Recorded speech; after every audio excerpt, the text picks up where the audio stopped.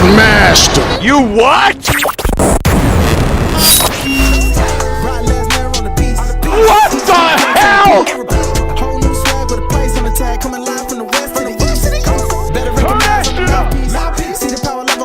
I get no bitches.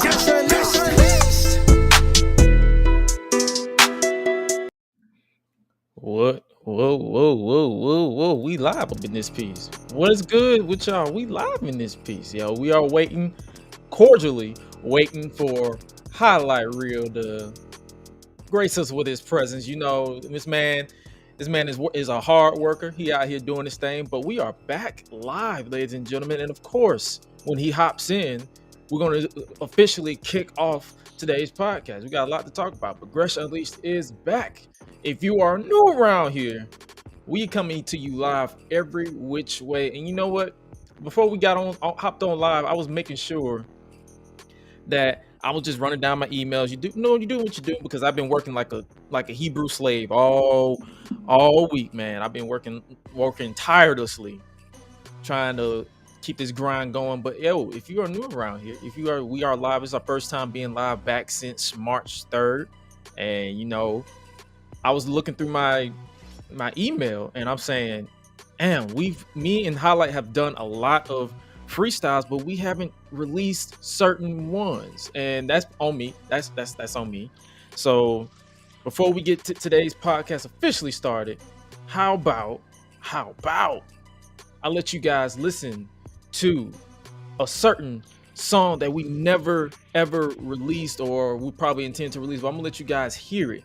And as I wait for Highlight to hop up, I'm going to stall for him right quick. But yo, we are back live. Hopefully you guys can join us and do what it do, because you know it's been a minute since we've been live on this here with the content, because you know we got to talk about everything. We're going to talk about WrestleMania, NXT Stand and Deliver, Tony Storm on AEW, DPW Fire, Triple H, MJF, all more people. Let me pull this song up though, because I want you guys to hear this, John. I want you to, and I don't care if we get copyrighted because of the song background instrument we use, because I'm not getting paid on this channel in particular anyway. But yo, like I said, I'm stalling for my boys, give him time, because he's a hard worker out here in these streets. But he will be joining us here live, and I actually got the notification, so you know he's about to hop on live, and he's right here just in the nick of time. But yo, let me pull up this email right quick before I officially bring him on.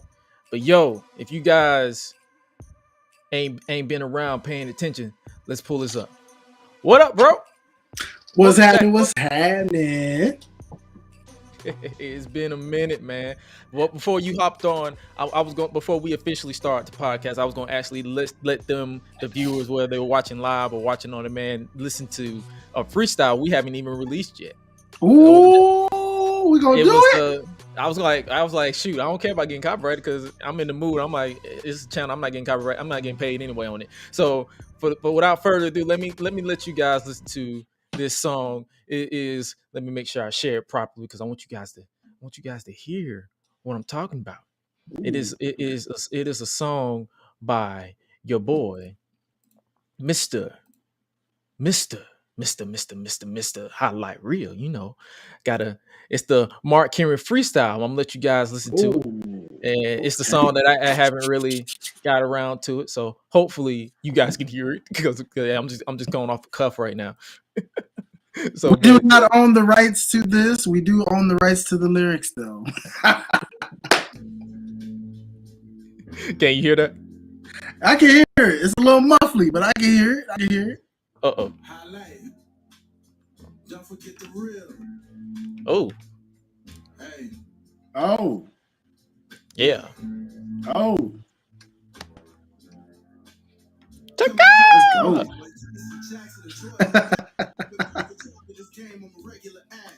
Walking like I'm talking with these infinite rhymes. You writing checks that your mouth can't cash, but to get on time. Ooh. Dougie to the Hall of Pain. Look at how we came in the gym, getting all them games. Put that boy to shame.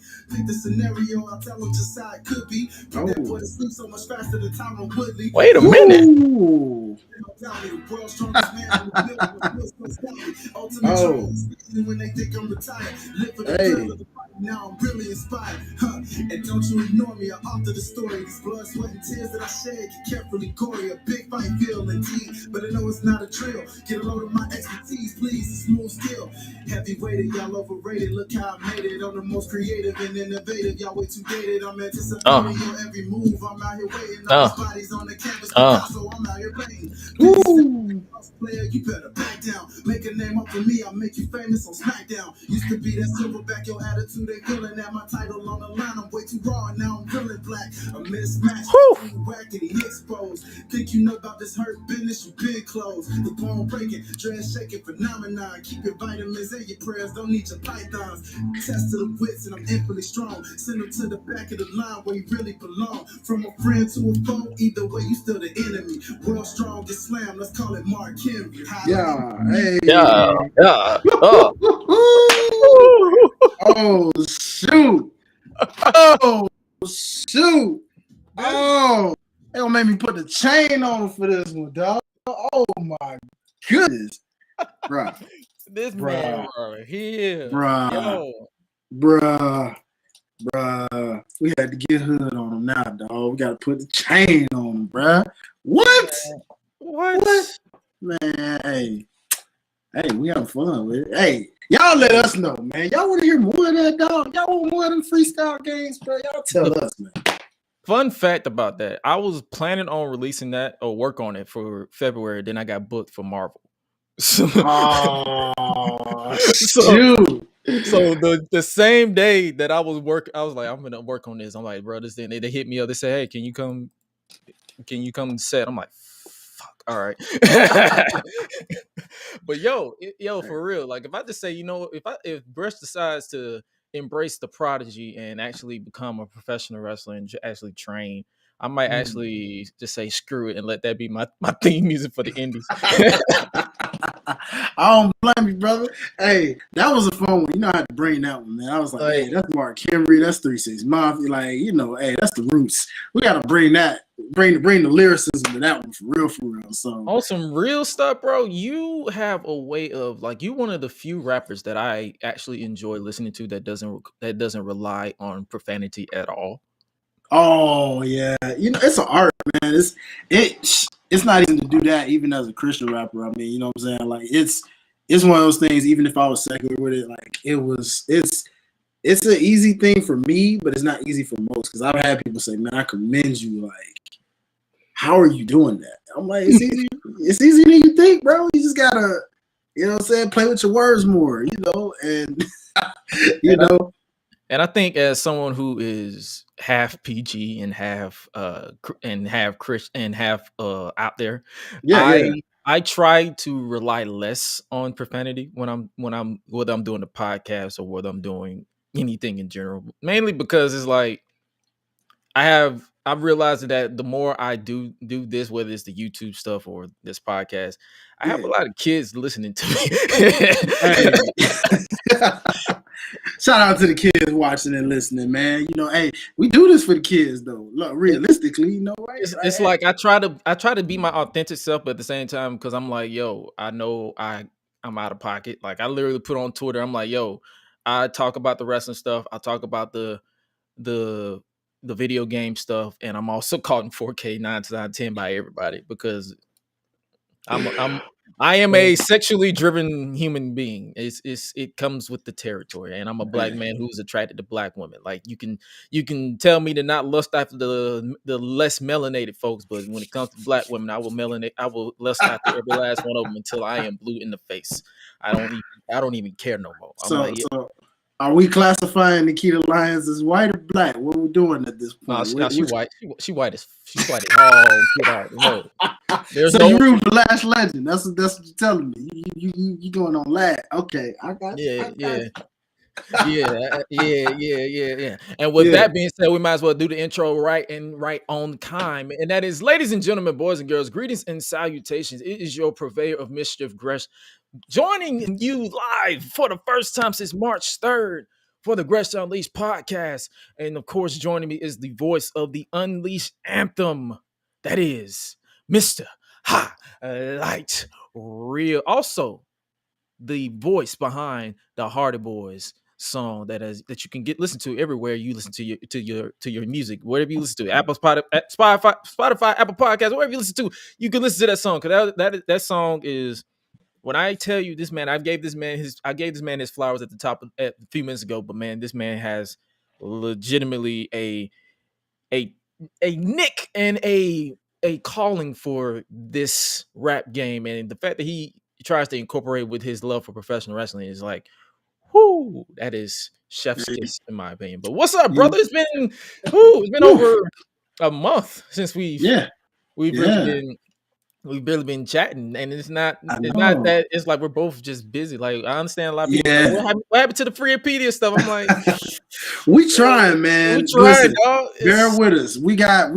I mean, like, I think about that on a regular, Gresh. I promise, bro. Because I'll be like, I know the Freepedia guys is waiting on us to drop some. Like, All American been doing this thing. Moon Knight came out. Proud Family, Louder and like, it's so much stuff for us to talk about outside the wrestling world. And we gonna get to it, y'all. It's just life, man. Life is just calling us, like, hey. Life, and then we're on two different parts of Georgia. But I'm working on that for us to find us a neutral location, because if you guys are just now tuning into, or for the first time, if you've been seeing me like put out tweets and new promotion materials like, hey, Highlight Reel is joining the table. This is officially the Unleashed table. This is the table of us just doing our own thing, us being unfiltered, uncensored. But hey, if you come out of pocket, whatever the case may be, I can come out of pocket. The guest can come out of pocket. We gonna correct you right here and there. There's no ifs, ands, or buts about it.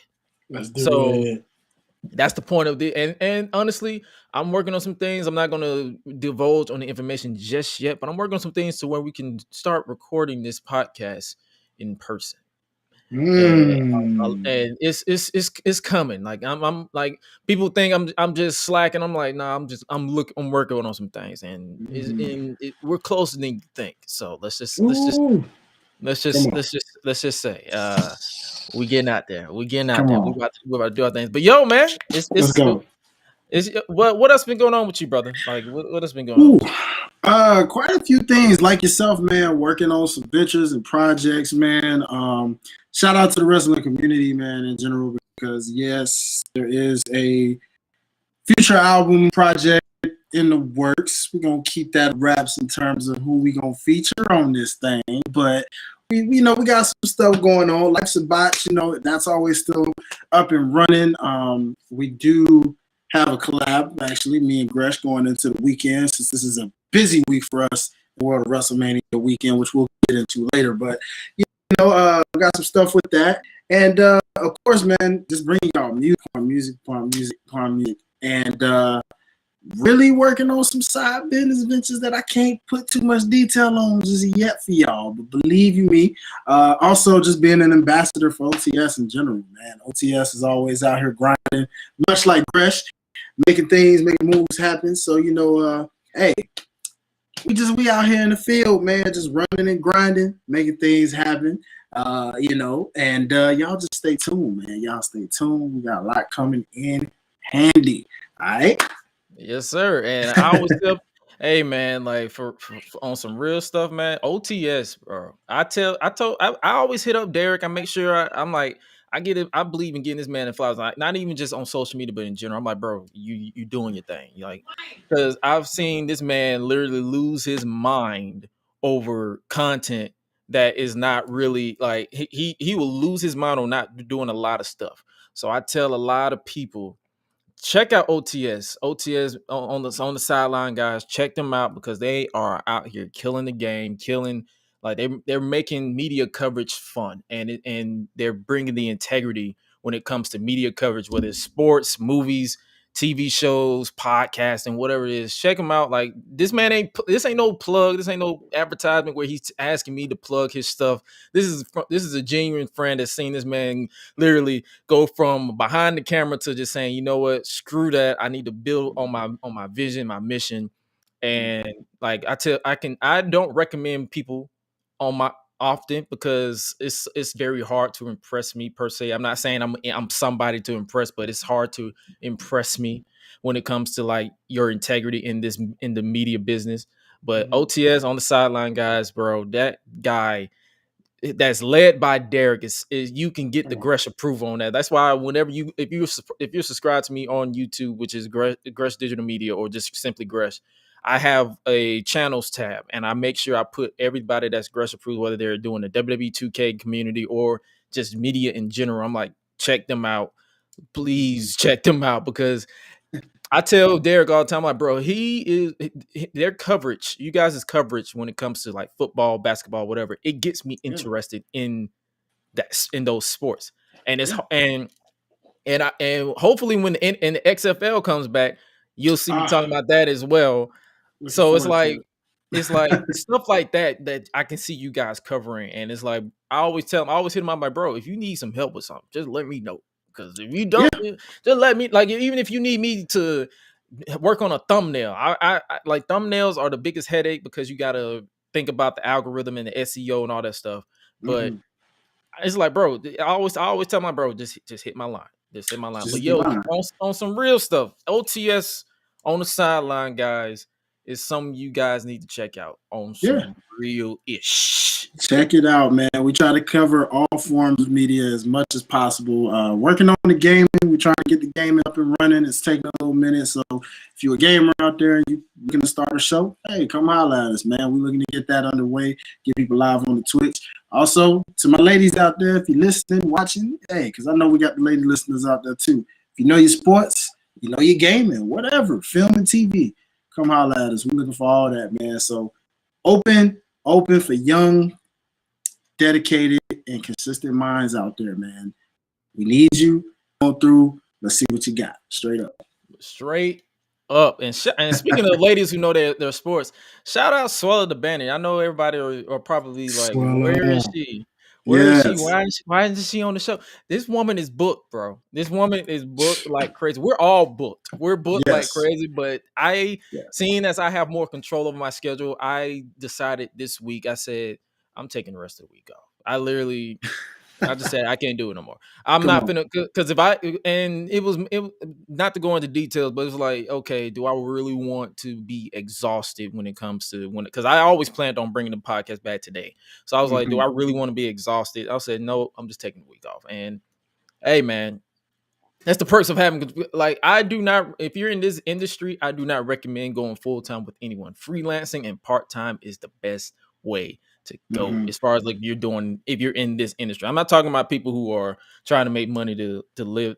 I'm talking about people who are in the entertainment industry and they just want to just get out there. I'm like, yo, do your thing, expand your don't wear yourself out, don't wear yourself thin, but just do your thing because these big old multi-billion-dollar companies don't care. And that's not a knock on them. That's just saying, hey, take care of yourself. Take care of your peace of mind. Because one thing I don't play about is my peace of mind and my sanity. Come on, bro. It's everything. Gotta have that first. Gotta have No. I've seen people who have strokes and literally die in this industry because they dedicate their whole life to it. And I'm like, and not trying to hear nothing from these rich white folks who be like, oh, you need to get up and work, Kim Kardashian. I'm talking about people who like, yo, we out here working, but we not here working ourselves to death. There's a difference. Let's keep it real. But yo, man, you ready to get into some wrestling talk? Absolutely, man. With this type of week, let's get into it, bro. Did you watch Raw this week? Yeah. Once upon a time I used to say unfortunately, but actually Raw has been the better end of the two as of late. They've been kind of stepping it up a little bit. So, it's not too bad watching Raw. It has its moments still where you're like, ugh, still so long. But it's getting better. Did you see Reggie propose to Dana Brooke?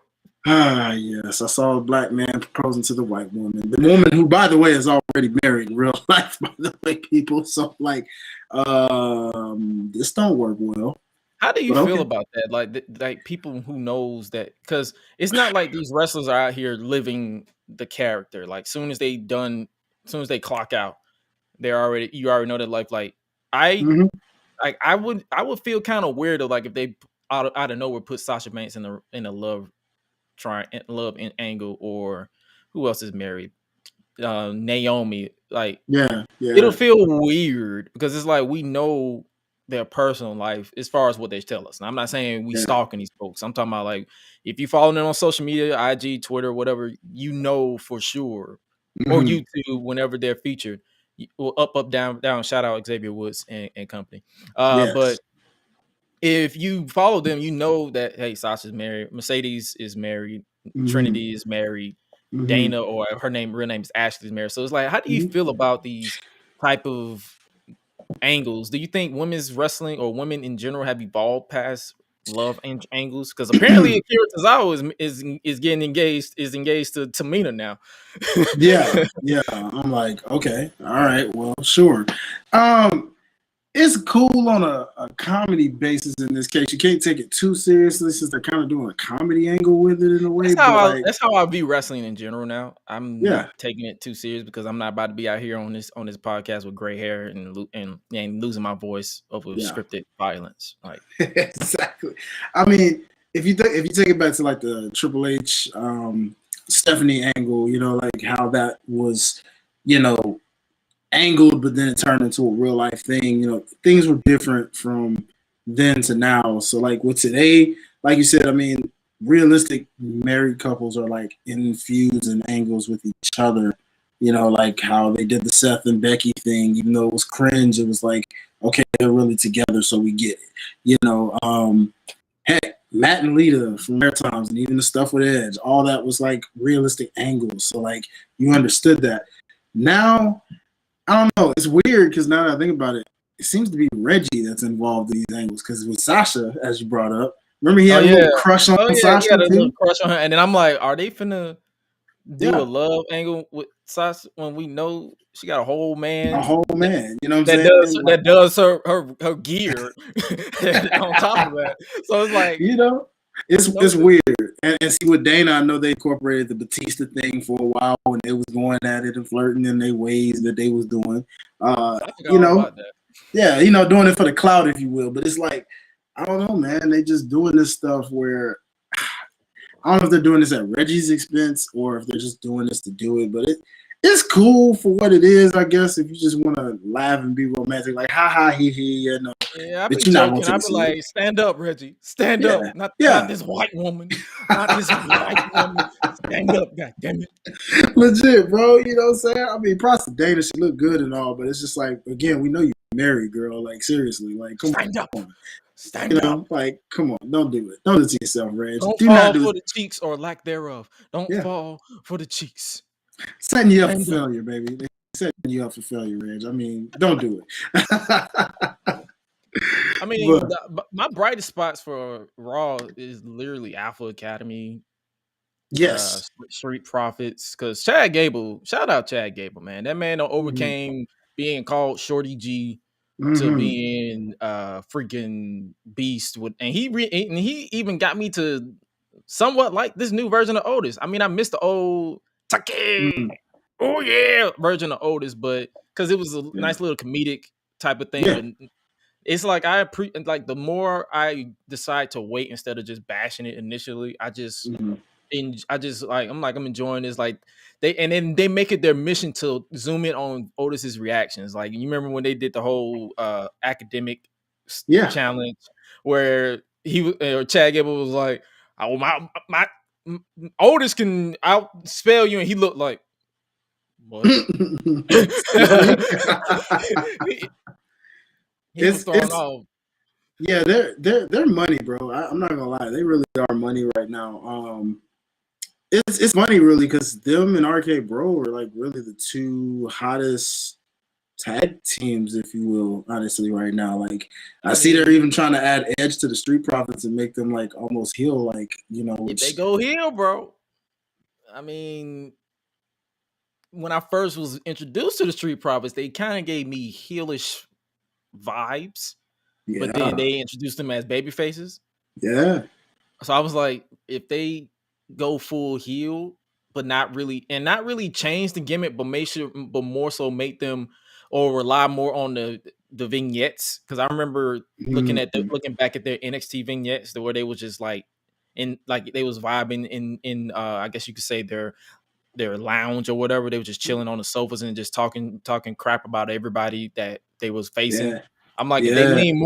lean more into that if they go heel, and Mhm. if they want to at some point add Bianca Belair as a heel EST. They could do that. They could. Hey, You could man. easily go for a double turn if you wanted that Mania with Bianca and Becky if you want. I wouldn't Make be her mad at it. like it all depends on like if they want to lean, if the crowd decides to boo Bianca, because I'm guessing people are over her babyface run. I'm not people. I love Bianca. Mhm. I love me some Bianca. I love me some Likewise. Street Profits. So it's Yeah. like I'm not over their run. Bianca deserves to come back. The come up is for that 26-second BS at Mhm. SummerSlam. So Agreed. I'm like, if the crowd decides to boo her, they can do a double flip Mhm. and have her be arrogant in Yeah. the way that she was in NXT. I don't mind her coming out and say, whoever insert such and such, I'm gonna whoop that ass. Kind of like how she did when she was Yeah. inserting herself in the Charlotte Flair and Rhea Ripley stuff in 2020. Yeah, I wouldn't be mad at it either, brother. Honestly. Change is different. You know what I'm saying? We haven't seen heel Bianca since the NXT days. You know, and and the whole gimmick to me with her being braggadocious is always a heel. yeah. That's just me, because when you're humble, you don't bring up accolades. You just keep the ball rolling. I agree with that because it's like her and Sasha both are perfect examples of that. Like both of their gimmicks are really meant to be heel like. They're not really meant to be babyface. You know what I'm saying? Like the boss and the EST, like Now, that's heel. if they want to put them together, Ooh, that's money, bro. that's money. That's money. That's Oh, money. that's money. Trying to That's tell you. money. That's hey, real talk. I ain't mad at it. You know what I'm saying? You can make a nice little stable or something around that if you want it. I don't know. There's a lot of things you can do with it. Be creative with it. You know what I'm saying? Did you catch Roman's promo on Raw? I did. It's funny because it's amazing how opposite Brock's and Roman's promos were. Like Brock, his promo was more like, "Oh, that was hilarious!" Like peeked the shot at Stone Cold. Oh yeah, he's a Hellraiser. He never kicked my ass. He never kicked my ass though. I was like, oh, Brock, for real? So we're just gonna ignore that Stone Cold Stunner he gave you in WrestleMania 20, though. But okay, all right, you know, I mean, according to Brock, is not canon. It has never been canon. He has never been his ass has never been kicked by Stone Cold Steve Austin. Yeah. I think we're all trying to forget WrestleMania 20, to be honest with you. I guess so. Yeah. I mean, I see that. I'm with it, you know, but I mean, it was amazing how opposite they went because it's like Brock wanted to go the comedic route, you know, meanwhile, Roman just went straight up like, nah, you came from my blood. And he took it back. I like the fact that they tapped into WrestleMania 34 as much as the main event sucked. Like, let's just be real, it sucked because I always said Roman Reigns was always miscast. His wrestler Roman Reigns, no problem with it. I have no problem with it.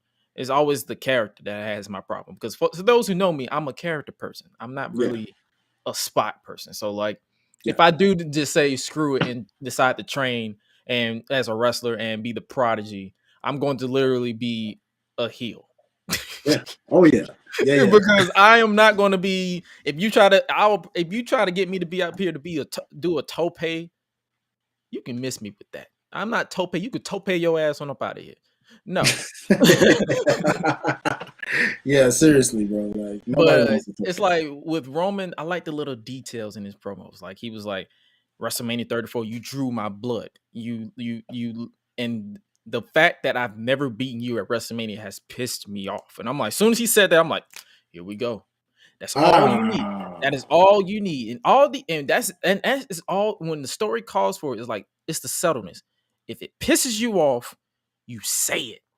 I don't need you to be out here smiling, because I'm gonna get to Bianca and Becky in a second. Well, on the opposite of what they did with that, like, but the way it's like it pisses me off that you beat me. You beat me every time we went to WrestleMania. You beat me at 31, even though he technically didn't beat him at 31. He Right. beat him at 34. Mhm. And I believe he was like, that's the only place I've not beaten you is WrestleMania. And True. And he's like, he's obsessed with it. So I like the story that they're telling. Is like, it leads you to that question: is Brock taking Roman lightly? Like, is he not taking him serious because he's goofing around, he's joking? Is he not taking this man as serious as he should be? You have those questions. And I like that. I like that story that they're telling with this promo, and the whole the swag that this man has, bro. Yeah. When he makes the entrance now, like, he is not. It's like he's legitimately like, yo, I'm great. He's kind of showing remnants of Rock 99, bro. I'm just saying, the way he just walks out there. The way he just walks out there. Yeah. And the way this man is just smelling like he just going crazy. Hey, subtle hints, man. Subtle hints. I don't know now. I don't know. Speaking of planting seeds. If he wins and I hear, if you I'm probably gonna lose it. I'm just saying. Hey, I'm looking forward to it personally. I mean, dog, like, they have to keep this momentum going, you would think. I mean, honestly, I would love to see it continue. Because if he does beat Brock, and then dare I say Rock enters the fray, Rock's gonna want to put him over, and then that's gonna put him on like double God mode. Bro, so then you're gonna find out, like, okay, who's the guy to like dethrone Roman? And that's where WWE doesn't need to drop the ball. It's like, bro, this dude needs to be built up like to legitimately be unstoppable, and whoever you feel like needs to rub. Hell, it could be Braun Breaker. Braun Breaker, Austin Theory, if you want it to be, anybody. Like, you got some young pieces, some young guns that's showing some nice promise where you can say, okay, that's the person we get a rub to. Solo Sequoia, if you want to, even though he's part of the family. You know what I mean? Look at that. Look at that. Look at the swag. Look at the you know what I'm saying? The whole presentation, dude. Look at that. Hey, he is smart with it. You can't ask for more than that. Like, storytelling at its finest. See, Lil, like, I understand Roman has his haters because people just want to hate Roman. It's like, bro, I appreciate the fact that they took this risk and gave up on him being this cookie cutter next John Cena and literally turned this man heel, because it's like, dog, this is what I wanted the entire time. I wanted to love this man, but I also wanted to hate him at the same time. Yes. He was always miscast. Yeah. That was my only problem with Roman Reigns. I didn't hate Roman for his matches. It was like, bro, I don't want him to be the underdog. He's too big to be the underdog. Yeah, this is facts. You knew the moment he came up in there from the Shield, like, oh snap, this dude is something serious. Like, come on. He's not built to be that underdog kind of person. And I'm pretty sure you saw his documentary on WWE Evo. I don't know if you saw it yet. Yeah. But he basically, the Usos was basically like, who's this cookie cutter? This dude is a dick. You can believe it too. You know you can believe that. You can believe that. Right? The funny thing is, fun fact, my uncle used to always compare me to Roman Reigns because before I had the locks, I had long slick hair. So when Roman was there, he's like, you look like Roman Reigns, and I never saw it, but then when I saw the mannerisms, and I'm like, damn, yeah, I'm a dick. Oh shoot, Jay! Like, I'm a dick in real life, so it's like outside of, like, you can tell, like, when me and you be vibing, you can pick up on the mannerism, like, bro, you kind of an asshole. But he a cool one. That's what they cool understand. Like, he a cool one. It's different levels to that. You know what I'm saying? Like, you got your straight up a-holes. You got your cool a-holes, your laid back a-holes, your party a-holes. They everywhere. They come up many. You know what I mean? Yeah, so it's like, bro, they be like, bro, let's be real. And when I brought it up, I'm like, so you think you just saying because I'm an asshole? He's like, yeah, you kind of are. I'm like, thank you, Uncle. Thank you. I'll take the compliment. So if you hear someone compare, I used to always, because whenever someone compared me to something, I'd be thinking looks, but then when I actually pay attention, I'm like, oh, so you just saying I'm an asshole? Okay, cool. Thank you.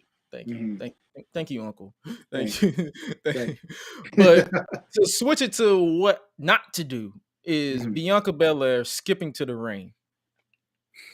That was my problem. That was my only problem. It's like this woman tried to come for your throat. Literally, she literally shattered your neck, and you out here. I'm like, come on, why are you skipping? Yeah. Why are you skipping? I get it's your gimmick, but it's like this Yeah, woman broke. This it's literally tried to break your neck.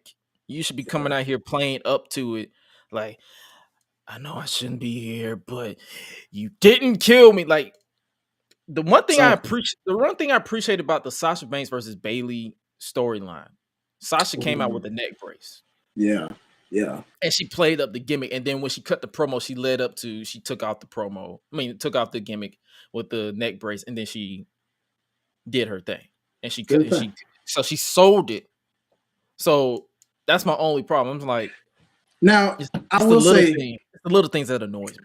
in defense, let's when you compare the two though, it's a little unfair slightly because of the fact that, especially since you brought up the evil, we saw Sasha's evil, and we saw her story of literally watching and taking notes. Like she's a true student of the game. So like story and little things like that she did for her feud with Bailey is just taking examples from watching people like Eddie Guerrero do it, or watching people, you know what I'm saying, that she grew up watching do those things that we nitpick and miss from those times. So in Bianca's case, when you're learning this as you go, and she's still very young into like those little small nick details, like, you know, she'll learn that at some point real sooner than later. Oh yeah. That's not a knock at her, like for sure. That was just a small little. I'm like, come a small on. thing. Yeah, I get it. She almost broke your neck legitimately. So, not legitimately. like if you're looking in canon, you're like, she almost broke your neck by wrapping the chair around your neck. So I wouldn't come out 2 weeks later like skipping. I'm like, yo, I'm finna sell this like death. I'm about to die. I'm about to come out with a neck brace, and then I'm about to sell the hell out of this. But then they flipped it, and now the gimmick is Bianca cut Becky's hair. And now she look like that orange haired singer Haley. Yeah, whole new gimmick, huh? Whole new look. Big time Bex. I mean, oh boy. Hey. I mean, if you're a fan of Big Time Bex or this version of Becky, kudos to you. I'm not one of them. I feel you. It don't do it for me either, man. Heck, my girl. Promo work, she's solid. I enjoy her promo. She has this new nuance that you don't really see. Yeah. From the women. So I appreciate her storytelling from the mic perspective, but the character stuff, I'm like, I don't care. Yeah, you know, it's funny if you rank the four horsemen. I don't know why I was stumbling that one day, but if you rank them in terms of like their mic skills, you know, low key, Becky, Sasha, Bailey, Charlotte.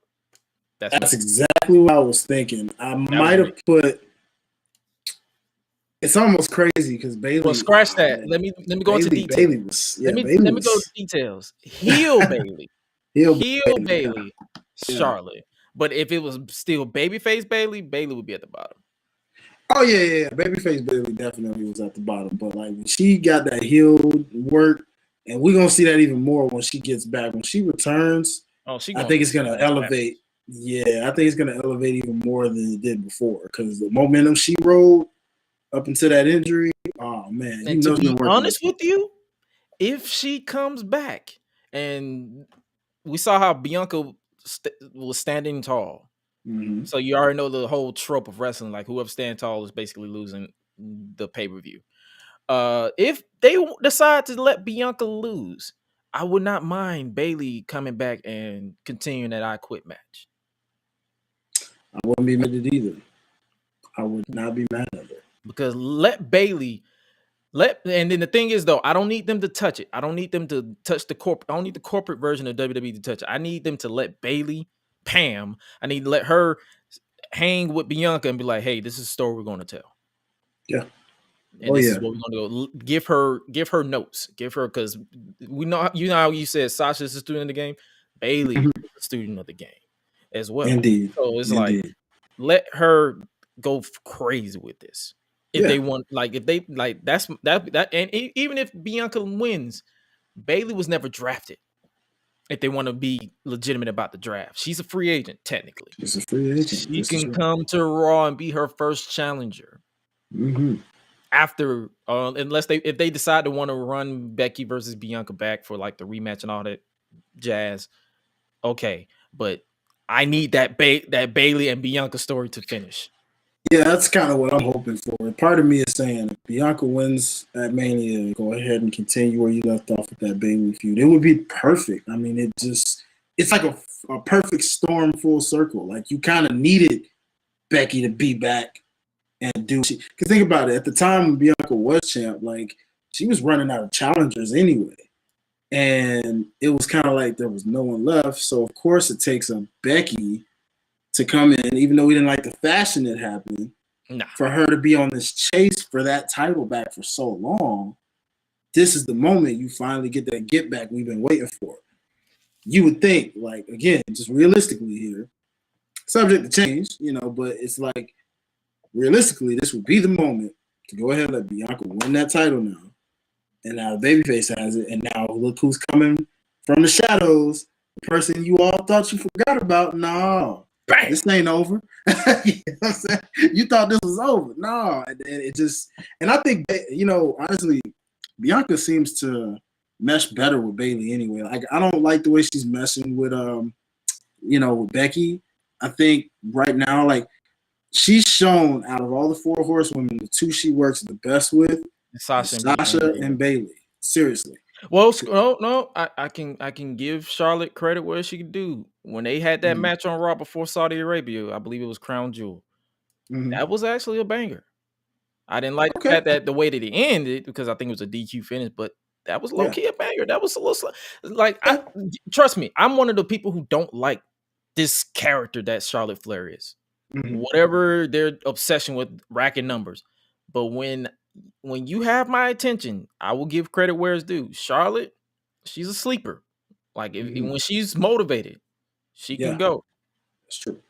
So I will say the 2 people that she works best with, if you had to rank it, like we're doing a ranking system, if you had to rank it, the 2 people she works best with is Sasha Bailey, Charlotte, and Becky's at the bottom. Because I am not vibing with Becky and Bianca at all. It's like, not at all. I'm just ready for it to be over. Like, if Bianca wins, cool. I appreciate it. She bounced back. She's my girl. But if she loses, it's like, what's left for Becky? Like, she hasn't been pinned for a title in 3 years. If you want to take, like, she hasn't been pinned for a title in 3 years. And you didn't give her Ronda, so what is left? And that was another thing that was like, what? So I don't get it. Like, that was the story you were supposed to keep telling, but somehow they want to wait until Hollywood. I'm like, I won't give a shit by that. You gotta understand, so many stories that will probably happen between now and then is probably going to be way better than that. Then it's gonna be like, yo, too little, too late. Come on, man. Seriously. Well, that's that. Other than that, Raw was Raw. And for people who are probably tuning into Raw for Cody Rhodes, you'll love that. Hey, I did enjoy the little Seth segment. I enjoy the storytelling that's going on with Seth and Kevin Owens. It's keeping me very intrigued into the surprise of Seth. To see, will it be who we think it is, or will it be somebody that's going to go completely opposite and cause the fans to riot? Either way, you're excited because who could it be? You know what I'm saying? Because if I hear, here comes the money, I'll be like, gotcha. I don't know. Gotcha, bitch. I don't know what to expect, but I'm so excited just to be like, who is this mystery person? This will probably be my reaction to it, like, for a split moment. Nigga! That would be my reaction. I'm like, what? Hey, I'm not even mad at that, fam. I'm not even gonna lie to you. That right there, yeah, that would be crazy because, like, I don't know, man. I'm excited to see that. And then Kevin Owens, man, just, shout out to him for pulling a Bray Wyatt back from WrestleMania 32, carrying the whole. a whole No, pay-per-view, a whole pay-per-view build. it takes a special type of wrestler and talent to be able to do that. Everybody can't do that.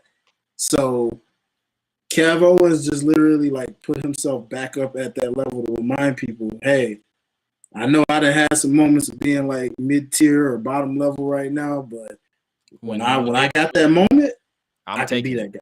Yeah, and hey, regardless of the outcome. Because he was a prime. He literally reminded people who he was during his feud with Roman Reigns. Like, yeah.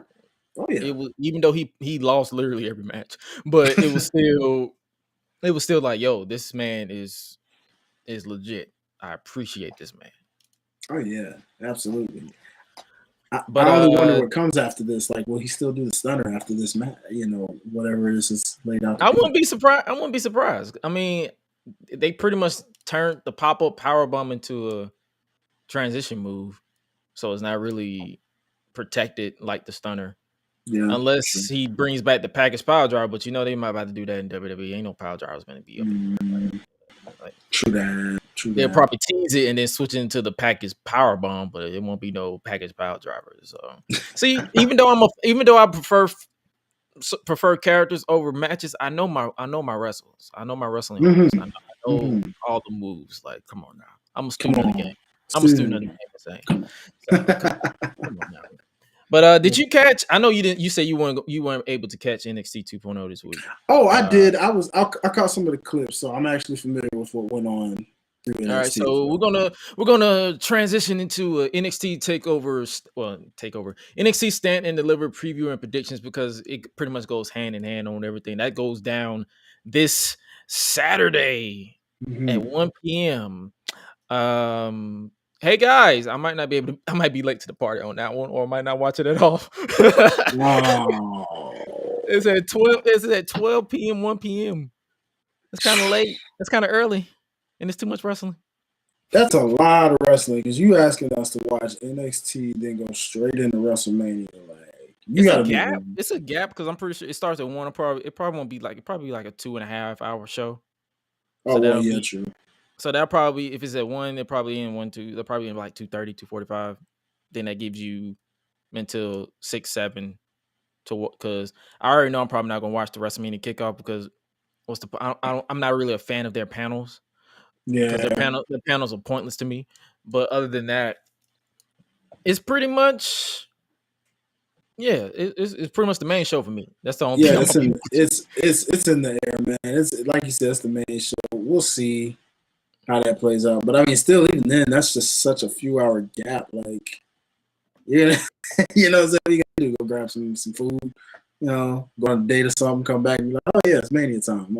Hey, babe, let's go watch wrestling. Let's go watch wrestling. And she can be like, you don't want these cheeks? You know what? WrestleMania can wait. I want these cheeks. So, oh boy, I love it. Like, come on now.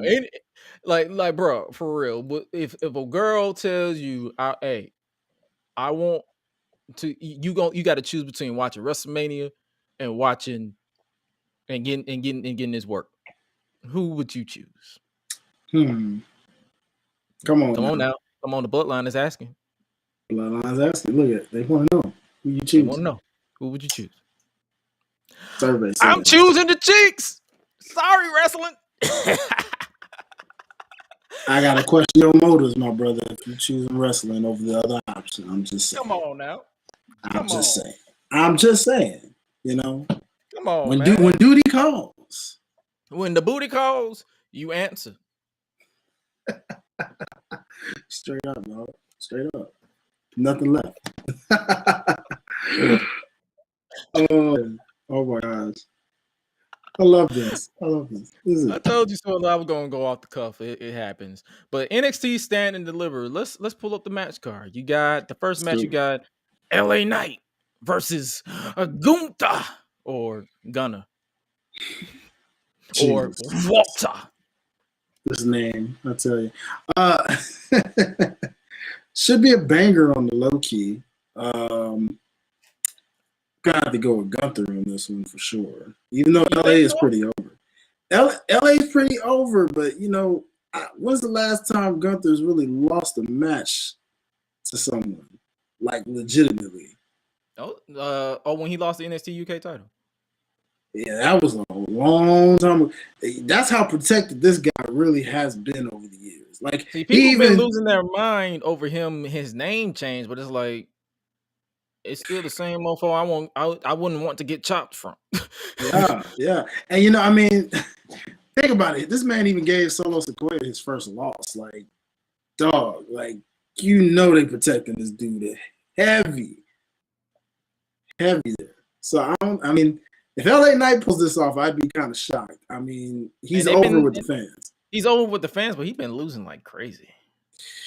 That's my concern too, because I'm like, how confident are they in my guy? You know what I'm saying? Like, he's got the mic skills, the charisma, and he's over with the fans, but they don't seem to see something yet. I don't know. It's weird. It is weird, and it's like with me, I'm like, I've been seeing social media. That's why I don't really pay attention to social media, because it's like that's like 0.5% of the population that watches wrestling. Mm-hmm. But it's like when I pay attention to him, and I'm like, okay, LA Knight is good, but he is one hell of a popular loser. Yeah, tell me about it. Like, what the heck, dude? What can you do? Like, is he just there to put people over at this point? I don't know. It's like almost using them for veteran status. I don't, and it's like, in my opinion, I think LA Knight needs to go to the main roster after this. He definitely does. He's destined for it so hard. Which brand you think he should go to? Raw or SmackDown? Honestly, I think SmackDown. Raw's getting pretty well on its own. Okay. I think SmackDown needs a little extra help right now. Like, yeah, they kind of do. Yeah, they kind of do. When Cesaro walked out, when all these people walk like they released in these people, it's like the mid card for SmackDown is thin. You got a tag team facing Ricochet for the title. Yeah. Like you need a mid card pitcher in there heavy. Like, LA Knight is perfect for that mid card role right now. Maybe even at some point, eventually down the line, main event status, depending on where you look at. Do you think they need to break up Sheamus, Ridge Holland, and Butch to form that mid card with that mid card, or do you think the tag team division needs more people? Because it's honestly, like they're at this point where it's like they need tag teams and a mid card, because if they break up that trio, then that leaves the New Day having to fight against the Usos again. Yeah, nah, I kind of like Sheamus is a little stable. I mean, or do you think you think at least one of them needs to be focused on the type? Like, if they want to keep Sheamus and Ridge a tag team, so Ridge can learn how not to break some people's necks, I wouldn't mind Butch, Pete Dunne being in the singles, like the singles part of that trio. True, I wouldn't mind it either. It almost seems like they're probably putting him in the tag team route, the way they're treating him like a little mini pit bull kind of dude that's just always like hot-headed, and they got to hold him back like a little child. So, I mean, honestly, it's probably just because it's Sheamus. They're going to have Sheamus be in that mid-card role for a while. I mean, I wouldn't mind, because Sheamus, I don't think Sheamus won the IC title yet. No, he hasn't, actually. So, but all in all, I would that LA Knight needs to go to SmackDown. No, yeah. At the end of the day, he needs that. Yeah, like there's a lot of people, like I said, even with Solo, he's destined for a main event or main roster type spot at some point. Do you think they will acknowledge him? Do you think they will acknowledge him as the cousin of the bloodline, or / brother of the bloodline, or you think they'll completely ignore his?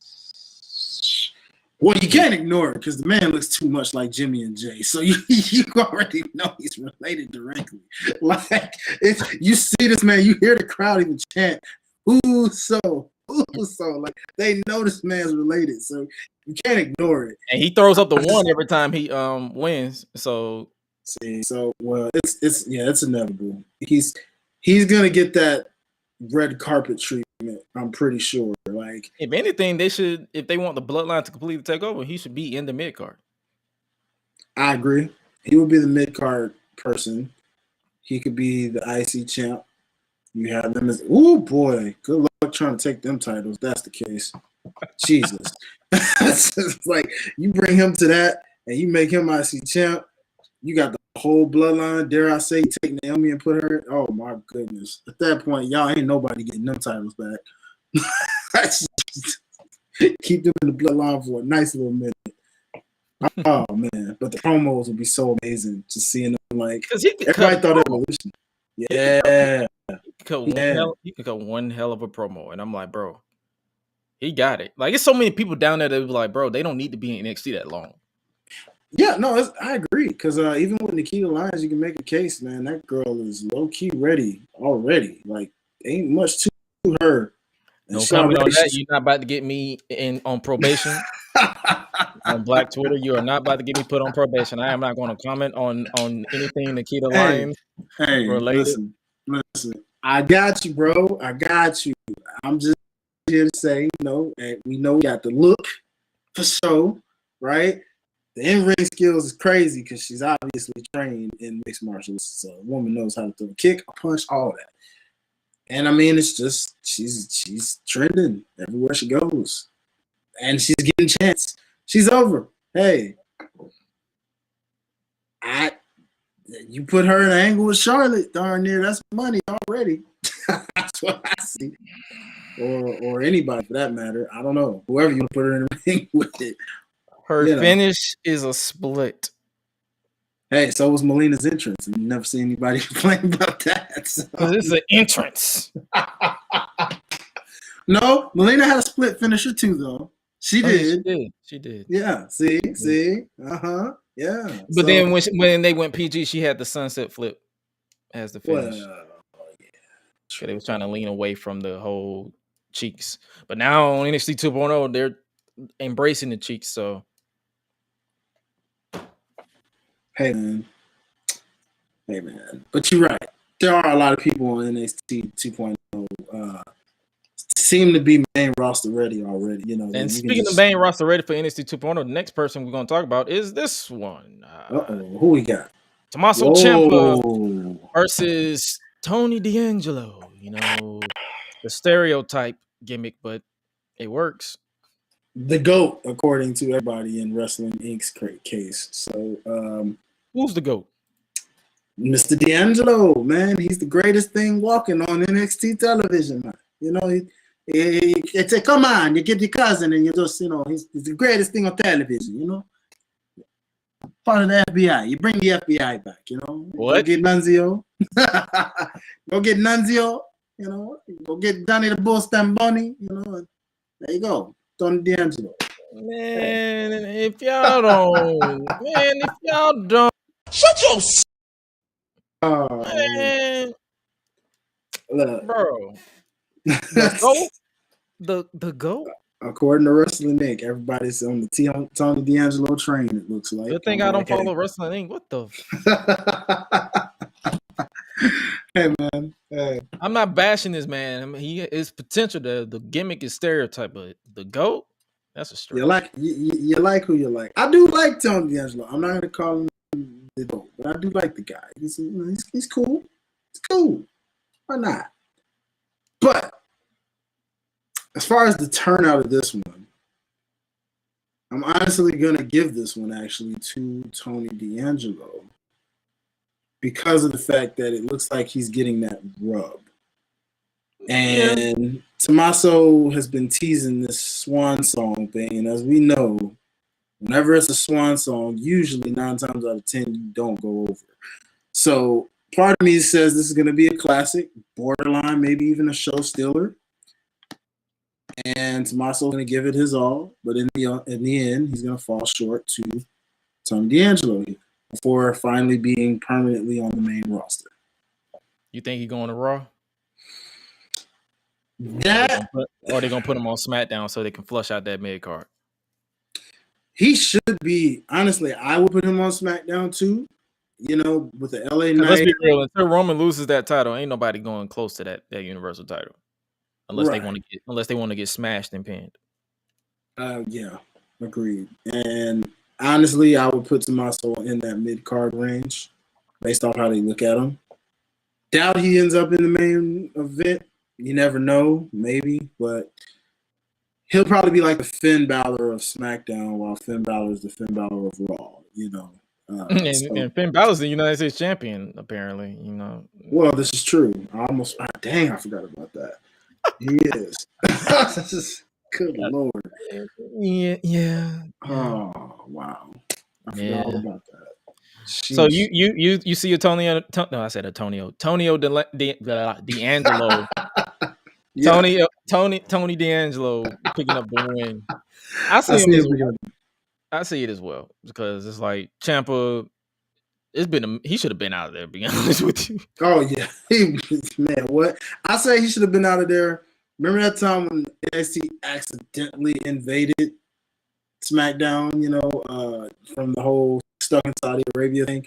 Oh yeah, it showed right then and there. Like, he should have been called up like way back then. But yeah. Vince is Vince, but Vince is Vince, because Vince is Vince. The next match is the Fatal 4-Way for the NXT Women's Championship. Mandy Rose defending against AJ Lee's daughter, Cora Jade, Io Shirai, and Kaylee Ray.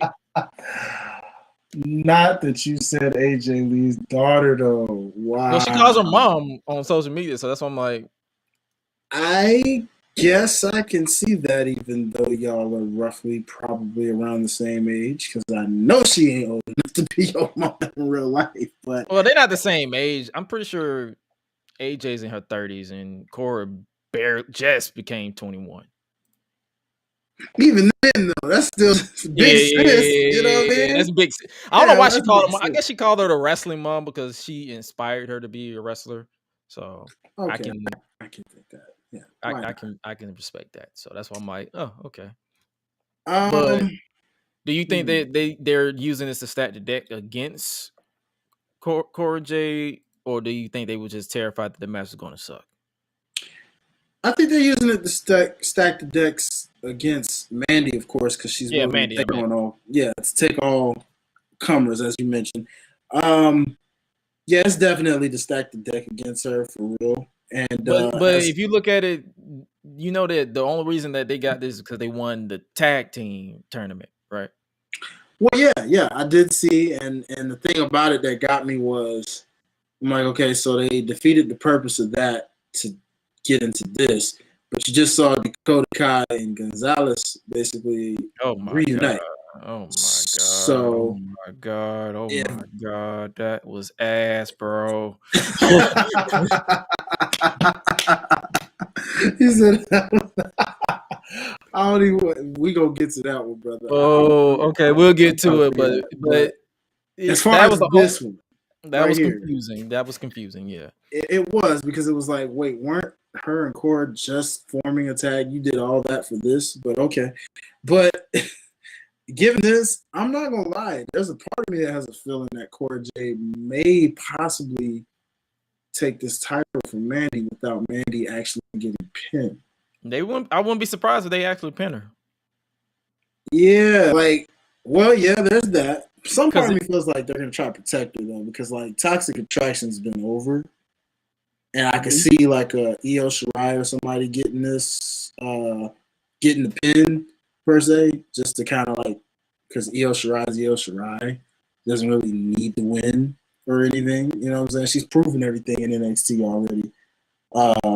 Another call up. I'm like, what y'all waiting on? Yeah, I know. I'm waiting on that too. I'm like, where's Asuka and why is Io not up there? I don't know. But okay. You know what I mean? I don't get it. I don't get it. But I don't get it. I see Cora Jade as well. Like I said, they're in a way they're trying to protect Mandy, but in my opinion, if they want to, they can send Toxic Attraction to the main roster too. Yeah, that's what I was thinking, because honestly, they don't need to, because NXT needs more people. I can agree with that. Because if they take out Toxic Attraction, Braun Breaker, and LA Knight and Ciampa, all you have left is Carmelo Hayes and Trick Williams. They can't carry the whole show themselves. Nah, yeah, that's totally agreeable, bro. I don't even disagree on that because you gotta think about the prime NXT we remember. It was the same case. Everybody didn't get caught up at once like that. You had to do it kind of slowly to let the ones that's still training get their feet wet to develop into their characters and get better. So I get that. If anything, somebody's definitely getting that call up. I could see, based on this graphic, I could see EO get the call up before a Toxic Attraction, maybe like after Raw, and possibly, like you said, maybe an LA Knight and a Ciampa. Well, the beauty behind EO getting the call up, we don't have to worry about her thing getting changed because Def Rebel actually created it. That's not a CFO song, so we ain't gotta worry about it. Nice. We ain't gotta worry about her coming out to no generic Japanese song unless they want to be racist again. But other than that, So we can tally that up as a win for Def Rebel because they do have a few that it's like, oh yeah, y'all did good on that one. yeah, it's All a right. few. It's a few. It's a lot of shit, but it's quite a few treasures. They did Romans, right? Yeah, they did Romans, and Okay. I hated it at first, but then when I more so got listened to it, and then of course when you did your freestyle over, I'm like, okay, Yeah. I can take it. I can take it. Okay. Okay. I'm not mad. And the way that he basically embraced his entrance to sync up with the song, Mhm. it grew even more. So I'm like, okay, this is a god level theme song. So Let's go. other than that, we both picked Core J to take the dub on this one. Next up, speaking of solo, Uh-oh. you got the ladder match. Whoo! Jesus. Carmelo Hayes defending the NXT North American Championship, or the A Championship, as he would like to call it, again in a ladder match. Shouts out Shawn Michaels and against Solo Sikoa, Cameron Grimes, to the moon. Who's this? Grayson Waller and Santos Escobar. And I said, shout out to Shawn Michaels, shout out to Scott Hall as well, because you can never forget WrestleMania 10. But who do you think? Do you think Carmelo retains, or do you think they put the dub on somebody else? That way Carmelo can move up to like because I think he's ready for the NXT Championship. Bro, I'm not even lying to you because I am torn in this match because there's a lot of all of these men. This is gonna be my banger. Like this is gonna be my match of that whole card because I feel like all 5 of these guys are. Not only are they kind of primed, ready for like main roster status, but like there's something about each and every last one of them where you're like, okay, this fits a lot. Part of me is torn on the outcome, but I do agree with you about Carmelo Hayes. I think he loses this because it's a good way to protect him where he doesn't get pinned.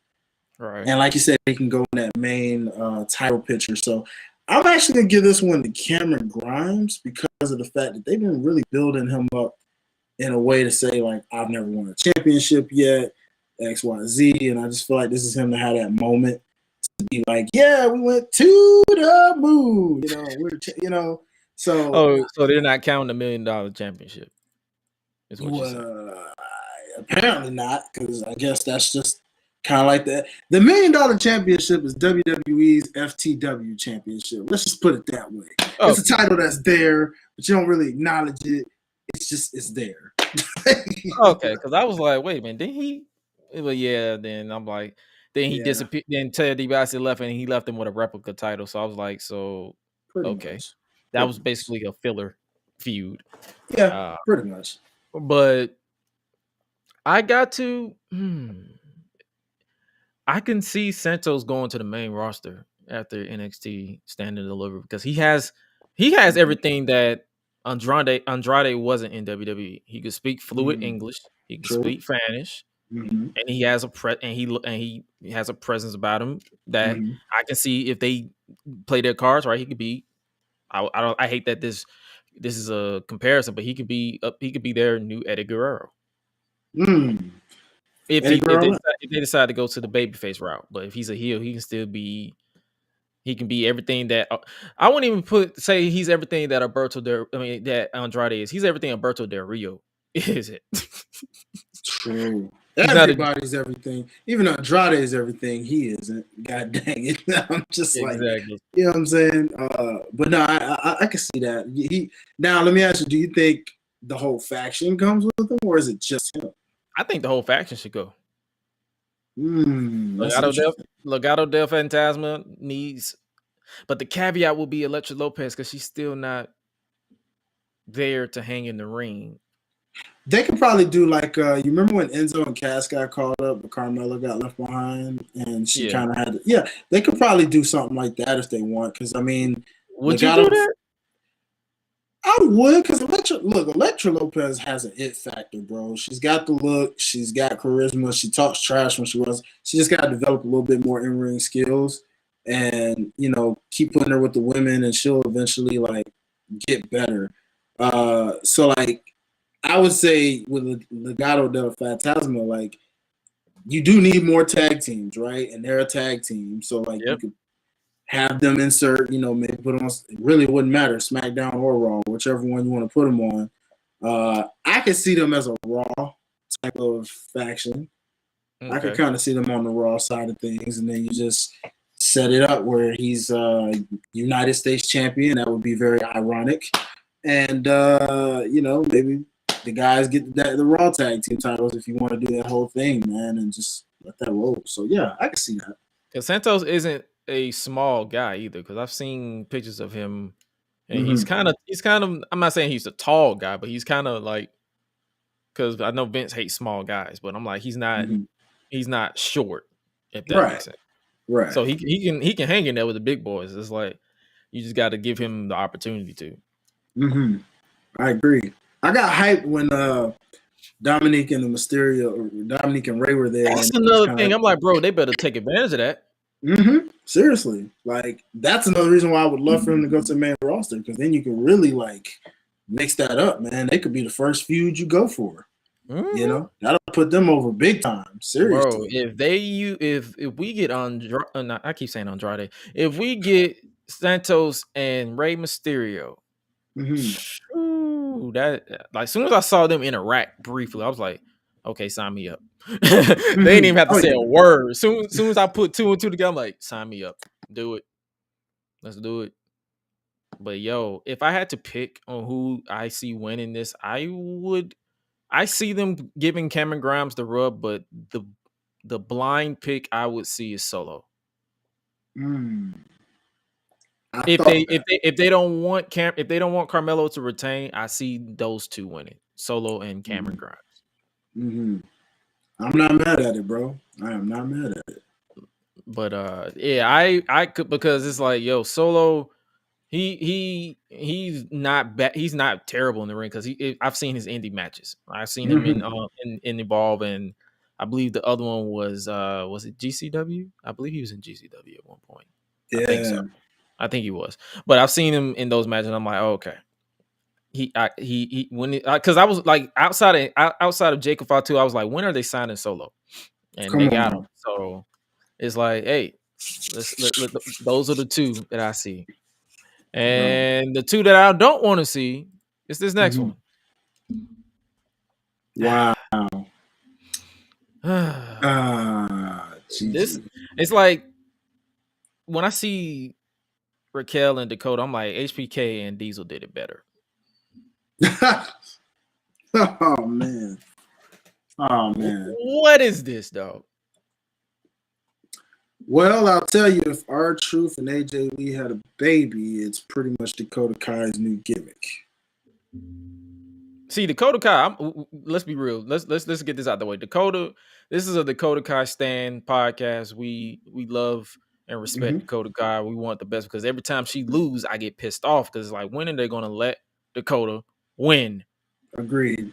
I highly agree. She should not be a utility hand. She needs to be champion at least 2 times over. Yeah, she should have been by now at least 2 or 3 times champion. Because I will stand on the fact that she should have been the one to defeat Shayna Baszler to win the title.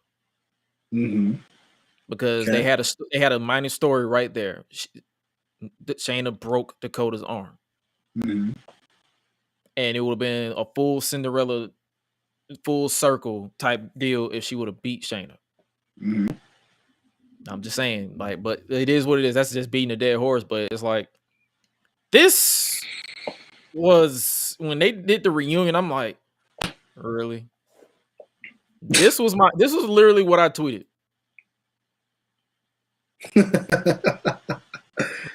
Oh shoot! Because that's all I could think. I was like, what? Why? Why? I know, man. It's crazy. And the fun fact about this picture is my initial thought was this was Roman, and then my second thought was Paul Heyman. Like, okay, are you serious? Oh shoot! But who you think the champs retain on this one?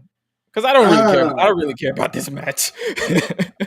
It's Toxic Attraction versus Raquel and Dakota. It's literally a thrown together it feels like a last minute thing. They're like, oh shoot, we need the tag team titles on the line. I'll be honest when I say shoot your shot. Shoot your shot. Go for it. Go unleashed. I really, really hate to say it this way, but I do think that Raquel and Dakota win this match. I really think they take those titles off, mainly because this would have been and should have been her and Cora Jade, but I think because they put her in the spot with Mandy and they were like, you know what? Let's give her the title because Raquel doesn't need the title again. And, well, in Dakota's case, they just broke up her and Wendy and just was like, all right, cool. Just put them back with Raquel, and there you go. They can take the titles off of these two, you know. So in a way, I think they shot themselves in the foot because they had Io and Kaylee Ray win the Dusty Cup to earn where the usual winners will earn a tag team title shot. Mm-hmm. Who did they beat? They beat Dakota and Wendy. Mm-hmm. So they was like, oh shoot, we shot ourselves in the foot because we put them in the fatal 4-way match, so we don't have tag team champions contenders. Mm-hmm. So we kind of don't want to put Wendy Chu at Stand and Deliver, and we got to find a way for Dakota and Raquel to reunite. So they took out, they built up the whole story of Wendy Chu getting taken out, who took out Wendy Chu, and then they teased it in I guess in passing that they did it. So Dakota came out, ran out, and then I'm guessing because they are the reason that Raquel and Cora were eliminated from the tournament, they said, oh, okay, here's 2 and 2. Let's put that together. Not realizing that, hey, y'all just had a whole gimmick a few months back that Dakota legitimately cost Raquel the women's championship to Mandy. Okay. Yeah. It's weird, dude. Like, you're like, that's a little too soon to do that, given, you know. Because when was it? October, November, December, January, February, March. 5 months ago? Yeah. And I mean, that's just too short of a time to be trying to turn that back around. Like, oh yeah, we're friends again. Let's go get these titles. You know, like what? The only thing I could do to explain this, and that's if they even just want these two to feud again, which also would be stupid because that ended already. But she said this in a backstage little interview of their reunion. You know, Dakota was talking to herself and was like, "This is a bad idea. This is a bad idea." Like, I don't know, maybe the voices in her head or something like cause her to like cost them the match or something if they retain, but. Other than that, I really can kind of see them actually winning these titles, strangely enough. I think I'm just like, yo, this is a match I'm going to be real with you, I probably won't even pay too much attention to it. I'll probably pay attention to whatever Gigi decides to wear. I know you obsessed with the milky cheeks. You just obsessed with the milky cheeks. I know your situation. You just want the milky cheeks, man. Hey, Come on now. Hey.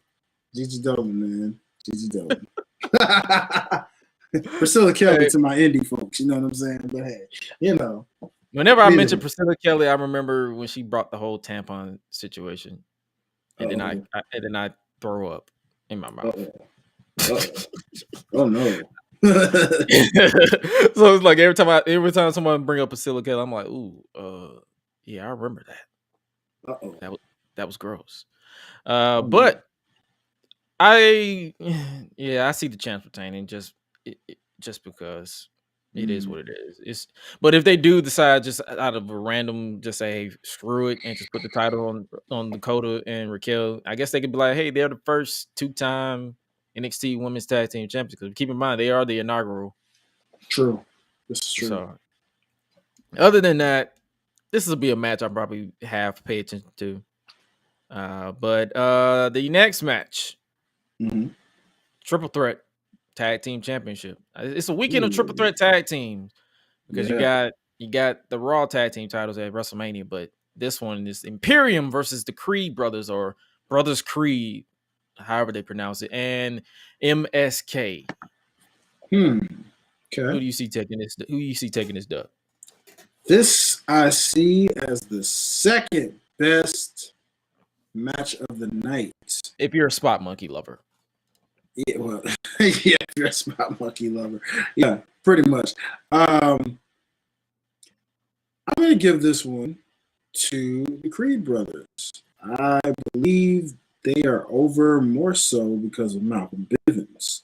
Biv Nasty, if you will. If you will. Like, I think because of him and what he's done with this Diamond 9 thing, like, the momentum seems to go in their favor. Like, people are liking the Creed brothers, and I think this is going to be their moment to get the gold. But you see, they're teasing who attacked them. I think they're teasing a new group or new team. They basically dipped into the Retribution playbook. Thank God, Lord. Oh man. And you had Dijak come out and say it wasn't us, it wasn't me. Mm-hmm. I refuse to call him T-Bar, Dijak or Dijakovic. He had him come out and say it wasn't us.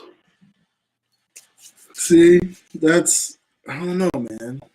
I don't know. Other than that, if they don't cost them, if that group or whoever they have cost them this match, I see the Creed brothers winning as well. You know what? I can see a moment where they still win the titles without it being cost, and that then they attack team just attacks them and unmask, and it's like, oh my God, so and so debuts, and then it just causes a feud for the tag titles. You know, I can see something like that happening. Or do you see Imperium retaining? Because I can see them doing something with Imperium and where Walter either goes after the NXT championship. Because that's somebody who, like, if they decide to let LeBron Breaker regain the title, that could be somebody I can see dropping the title before he goes to the main roster. That being Gunther. Oh. I can't get that name out of my head now. Thanks a lot, Gresh. Shouts out Malcolm Bivens because he actually called him LeBron Breaker. Oh, shoot. Oh, my God. I'm done. Oh, man. Malcolm Bivens called Braun Breaker LeBron Breaker, and he called Gunther Gunner.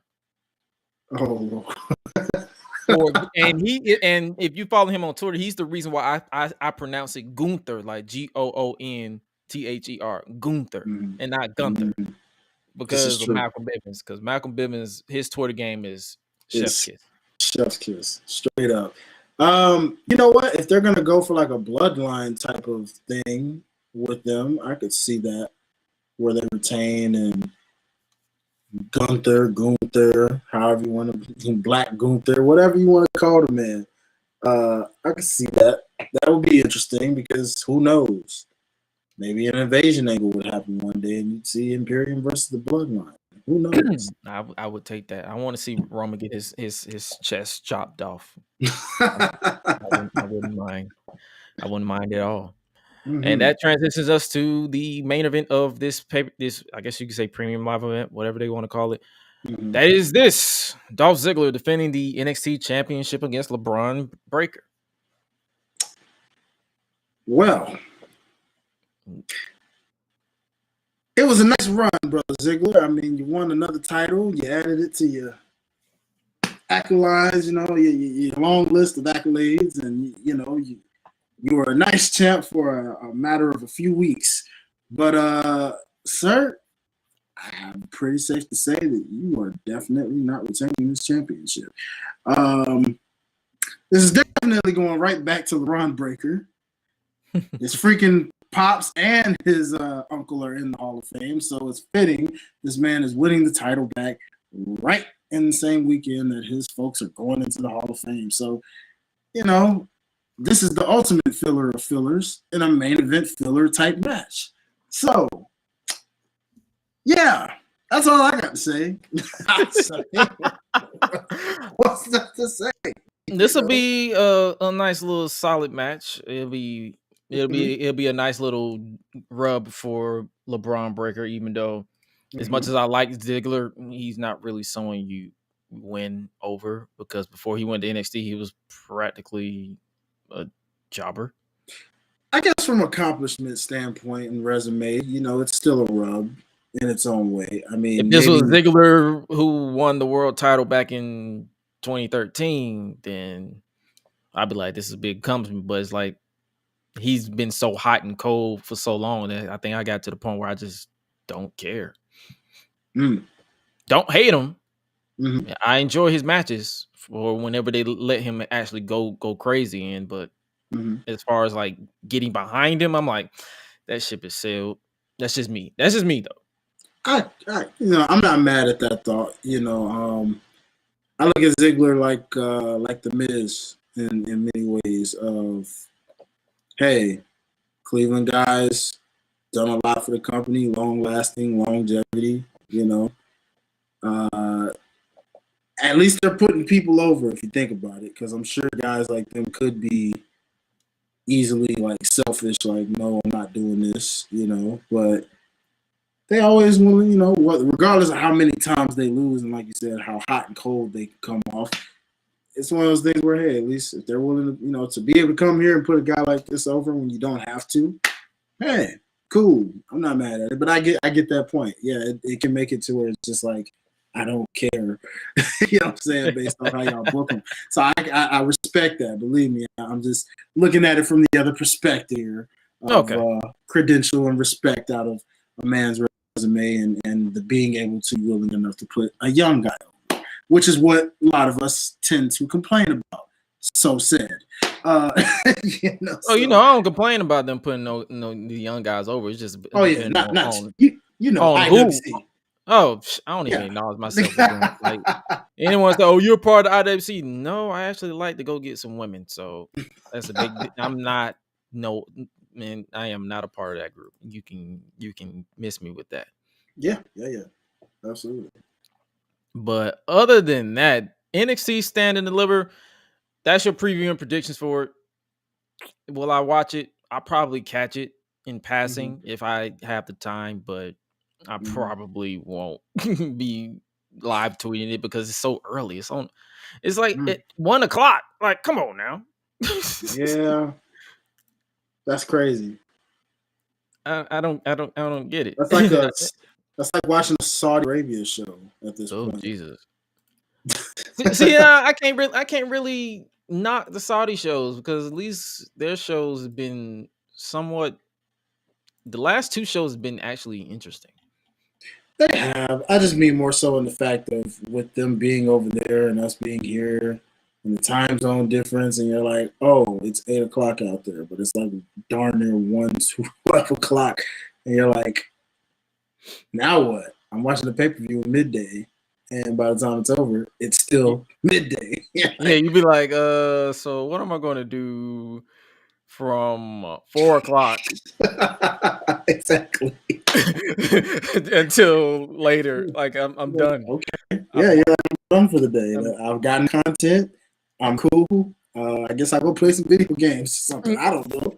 If I'm all right, I appreciate it, but I can't really knock these Saudi shows. But did you catch Dynamite this week? I did. Yes, I did. We had quite the stacked show for AEW Dynamite this week. You had FTR versus Gun Club. You had Darby Allin with Sting versus Andrade El Idolo, representing the Andrade family office, the office of jobbers, if you will. You had CM Punk versus Max Caster. He had his Chris Rock and Will Smith reference. You had the Jay Lethal versus John Moxley match. Your boy Lethal is actually being booked again. We heard from The Jazz, Jericho Appreciation Society. I might not sound enthusiastic about it because I don't give a shit about it. You had Wheeler Yuta versus Bryan Danielson, which was my match of the night. You had the Undisputed Elite Championship celebration. Doesn't roll off the tongue for me, but it is what it is. And then you also had the Owen Hart Foundation Women's Tournament qualifier. So you want to talk about it? So let's talk about it. We kicked off with CM Punk versus Max Caster, obviously. And what did you think about this match?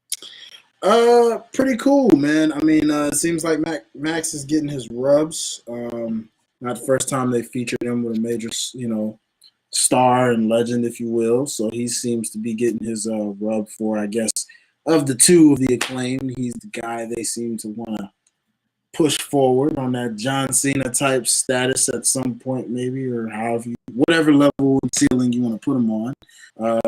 So at some point, eventually, and CM Punk, I do believe, handpicks his opponents, I think. So if he's choosing Max Caster, it means he's the one he sees something in, I'm sure.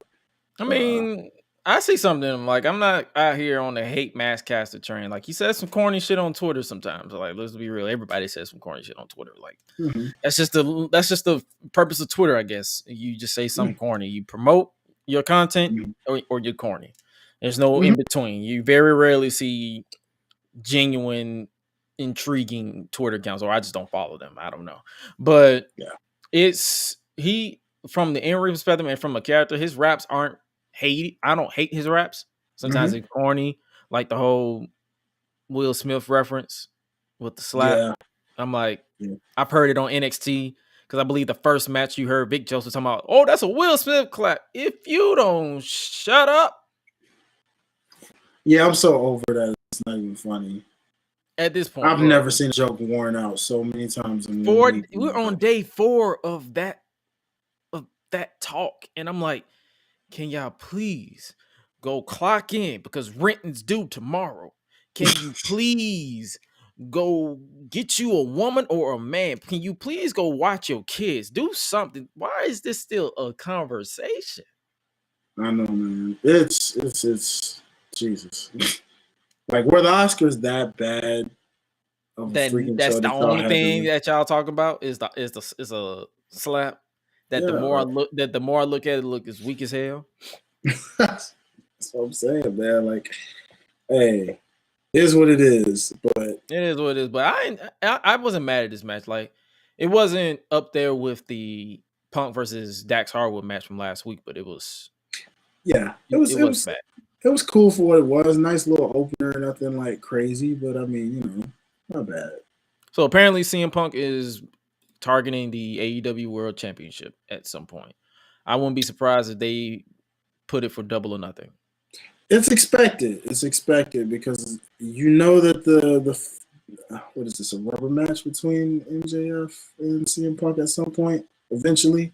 They didn't put a timetable on it, so one would think if Punk. Well, we can't really say that because remember they were supposed to do a rubber match with him and Cody and they never got around to it. So, well, that's true. That's true. So we'll see. I mean, assuming they do, if they want to do this, I guess the right way or however you want to label it, you could realistically have Punk win the title at some point. I'm sure it's not something he just wants to do, but he would do it to put MJF over. I'm sure, like. I can see that. Like, because MJF is getting that title at some point. And at some point, like, who better to beat than CM Punk? Yeah. Think about it. It'd be nice. We'll see. I'm intrigued. Don't know if Hangman will be champ by the time that he goes for that title, but if he is, cool. Hangman. Oh my God, we'll get to him. We'll get to him in a second. Boy. But we didn't get we didn't get Jay Lethal versus Jon Moxley. What did you think about this match? Because this is the Jon Moxley representing the Blackpool Fight Club. Physical back and forth. Jay definitely hung with Moxley, which a lot of I know men you've been did. kind of vocal about Jay Lethal's lack of appearance on Dynamite. Do you feel like they're leaning towards putting him back on, or do you think he's just Man, it's so tough to say because like my one grief with AEW, I'm gonna make this it's just my nickname to them right now. Is trying to figure out. Oh, I'm pretty like, sure we got the same knick-knack because I'm probably gonna get into it when it comes to the women's division. We'll get Yeah, like you know, the thing is, right now it seems like they're just going for the hottest person to sign, showcase them for a little bit until they're like a shiny new toy, and then when they're bored with you, they'll put him on dark. you're on dark and or in catering if they have that in AEW, I guess. And then you're like, oh, I kind of forgot you were still with the company. As we saw, budget cuts getting used as of late with this company. Budget cuts. I'm Budget like, cuts. oh, y'all using this now? Wow. I thought for those who kept swarming up and down, I thought AEW didn't do budget cuts. I don't know, man. You know what I'm saying? I'm not. And people are getting mad because the person that they're potentially budget cutting is Marco Stunt. Mm-hmm. Do you care? I don't. No, you don't. But it's just funny because it's like, interesting. You know, like it just seems like they're going after these shiny new toys, trying to get, you know, with this wrestling market being so wide open now, thanks to WWE mostly. All these people are out here, still out here. There's still a lot of people out there, you know. And you're like, gee. I'm going to need him to chill on signing the men and focus on signing women. Yeah. You got Keith Lee. Gee, I wonder who else could be there. You don't say. And the thing is, he bought this whole freaking second wrestling company, Ring of Honor. If he do have to just feel the need to sign people, send them over there. This is true. I mean, yeah, Jay Lethal was made like such a. We were there, okay. We were there for that signing, okay. We was at the theater for that freaking signing, bro. Remember how crazy the whole theater went? Like, yo, it's Jay Lethal. Oh my god. He's going for the TNT championship. I already knew it was doomed from there. I'm like, wait a minute.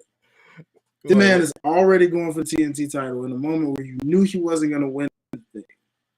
Yep. And just like that, you have seen him since. Mm-hmm. So the only other thing of note that I have is with him trying to do a tope suicida on Powerhouse Hobbs, and he basically Samoa Joe'd him. Mm-hmm. Yeah. And I remember, and the only memorable thing I remember is his match so far with Ricky Starks, the way he tried to do his finisher with Ricky, like, you know, crazy reversal. The Rochambeau? Yeah, like, you know, that right now I'm very disappointed in this, and I'm like, Jay, you're a fan, and this is you as a fan. I'm not per se a fan of Jay Lethal.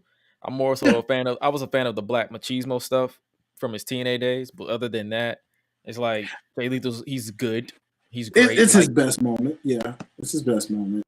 But it's like in ring, Jay Lethal, okay, he's cool. Like I see what people see in him, but it's like that's not you're not gonna see me out here like, oh, I'm a Jay Lethal fan. It's like, okay, cool. You're not gonna see me out here hating Jay Lethal or hate to see Jay Lethal, but yeah, well, I always got a thing for Jay Lethal just because, like you said, I mean, the Impact Jay Lethal is always my favorite version. I didn't keep up with him much in Ring of Honor because I'm not a Ring of Honor person like that.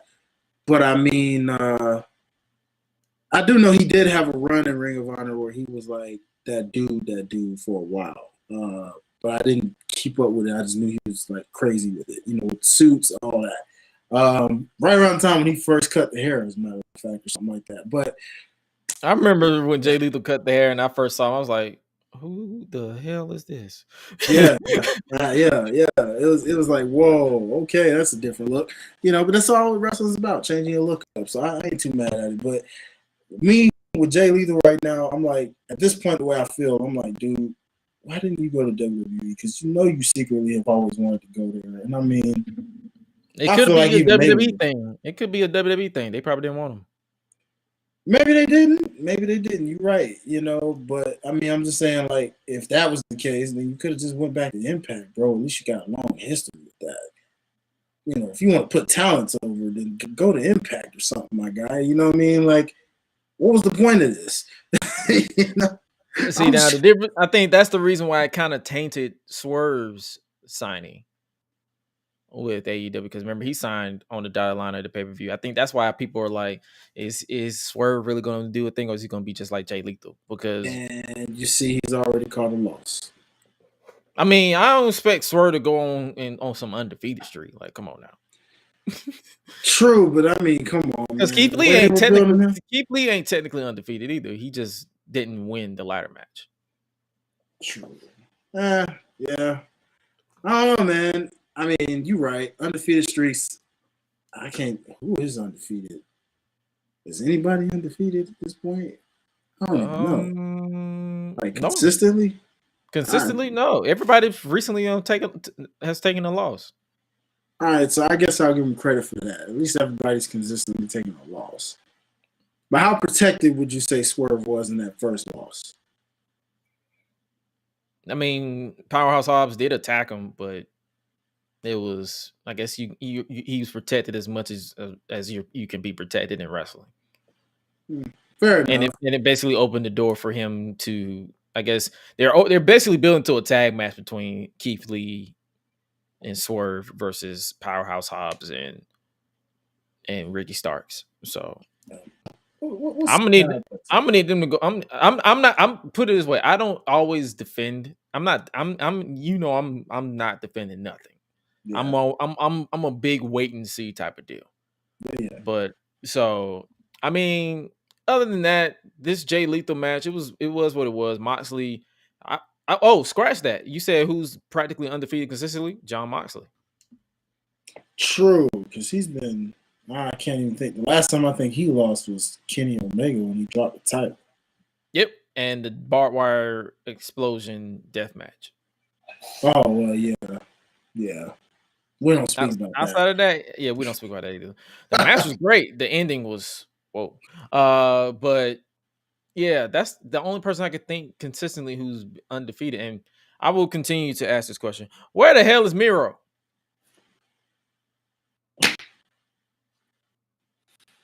Anybody know? Anybody? I'm like, where is Miro, bro? Like, all I know is he's probably somewhere smashing Lana, and that's all I can really tell you. Because we don't even know where she is, and it doesn't seem like she plans on coming back to wrestling anytime soon. Which I'm cool with, you know. Has he been on Twitch? Or has he gone completely dark? You know, maybe he just wanted to spend some time with the wife, bro. I mean, that's all I can think. I mean, maybe he's just. The last thing I remember was him. When they was in Atlanta, they showed the vignette, and he was arguing with God, and then he just disappeared. We haven't seen him since. Yeah, so God has came down and smite the Miro, and just said, "You're not finna keep playing with me, son." Well, even though we haven't seen him, one, I think it's gotten caught in this cesspool of signings for one. Yeah, and two. At the end of the day, he had one of the greatest runs with that TNT championship. So, one would hope. I mean, I don't understand how he's not even feuding against Hangman at this point, because Hangman ain't got no challengers, bro. I thought he would have been like one of the first outside of Adam Cole. I thought he would have been one of the first to challenge for the championship. Yeah, that would have been one heck of an obstacle for a guy like Hangman. Like, can he defeat this man that is literally destroying people? But we don't know where he is. So, can't destroy nothing you don't know where it is. So, I mean, I don't know. But did you moving on basically, because we can't really beat that dead horse. We got a highlight package of The Problem, Marina Shafir. She's coming. Props to Marina Shafir. I thought this when I saw that. I was like, wait, so she's coming to AEW. I saw she's been in AEW. She's been on Dark, but see, I didn't even know. Like, I knew that's the pros and cons of Dark. It's like you let people rack up wins. Like if you would say, I want to push you, you have actual footage of her, because they've actually had a solid amount of footage of her destroying people. So I'm like, oh, okay, this will And work. it's crazy though, because it's like with her, right? She I thought this when I saw it, because she beat Darius in the Indies for the championship, and he was champ for the longest, So when I saw that, I was like, oh, wow, Marina Shafir is like grinding. That's what's up. But to then see the AEW thing, I was like, oh wait, so she's there too? Like, wow, okay. Props to her for this reason. And I thought about this earlier. Isn't it amazing how nobody cared or liked Marina Shafir and Jessamine Duke because they were just lackeys to Shayna Baszler, and they were two people that you were like, they're green as all get out, and we don't know how to pronounce their names.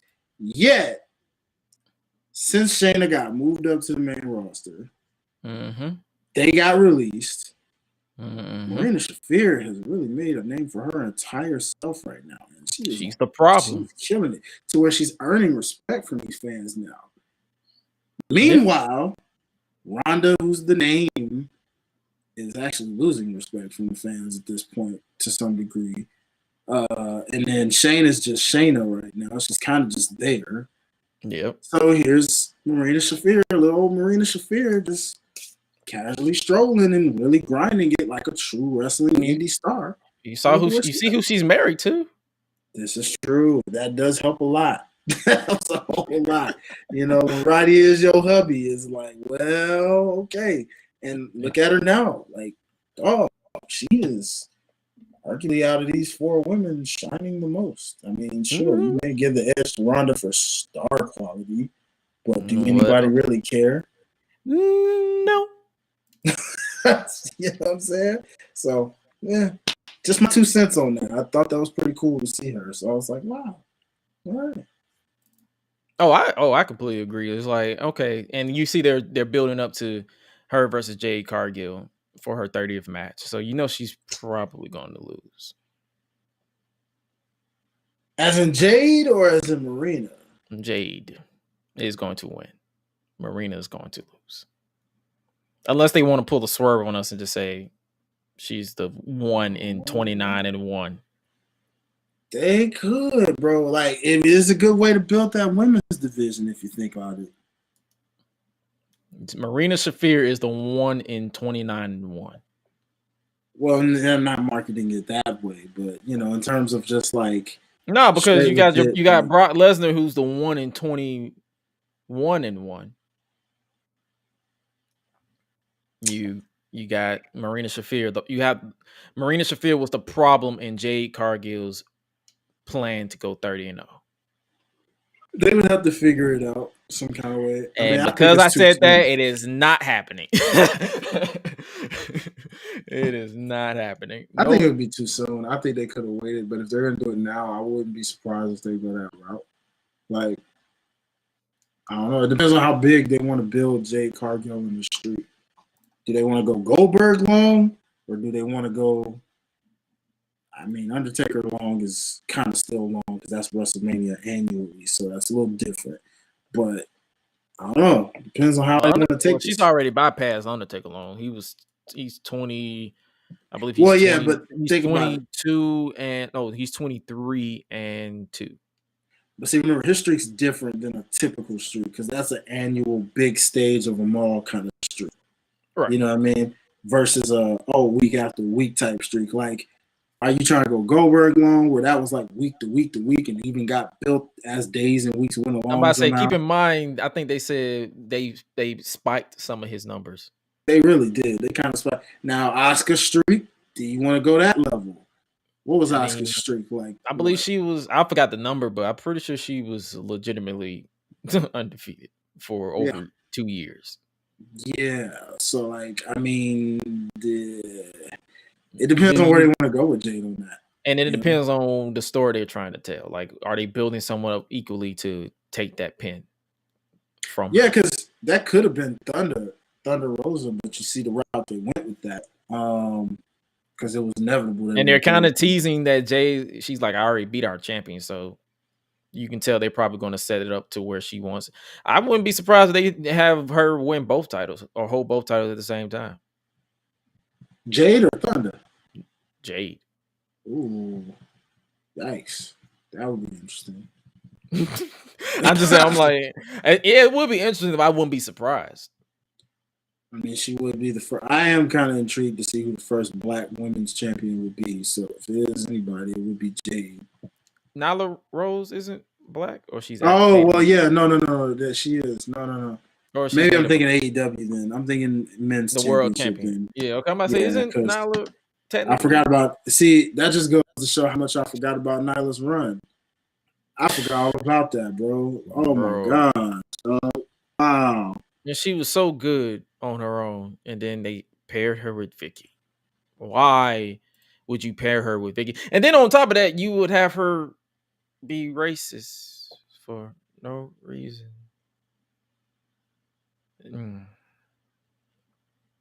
Anyway, so they're basically building up to Marina Shafir and Jade Cargill at some point, more than likely for her 30th match. Shouts out Jade Cargill for introducing the baddie session, whatever that means. I guess that's their term of beautiful, having a group of beautiful women in a section. I appreciate that, because when she put out that tweet and was like, drop your city and your badge, I'm like, follow. I'm like, shouts out Jade for allowing me to see some women I've never seen that likes wrestling and are hella attractive at the same time. I'm like, follow. Oh, follow. You don't say. Follow. Follow. Follow.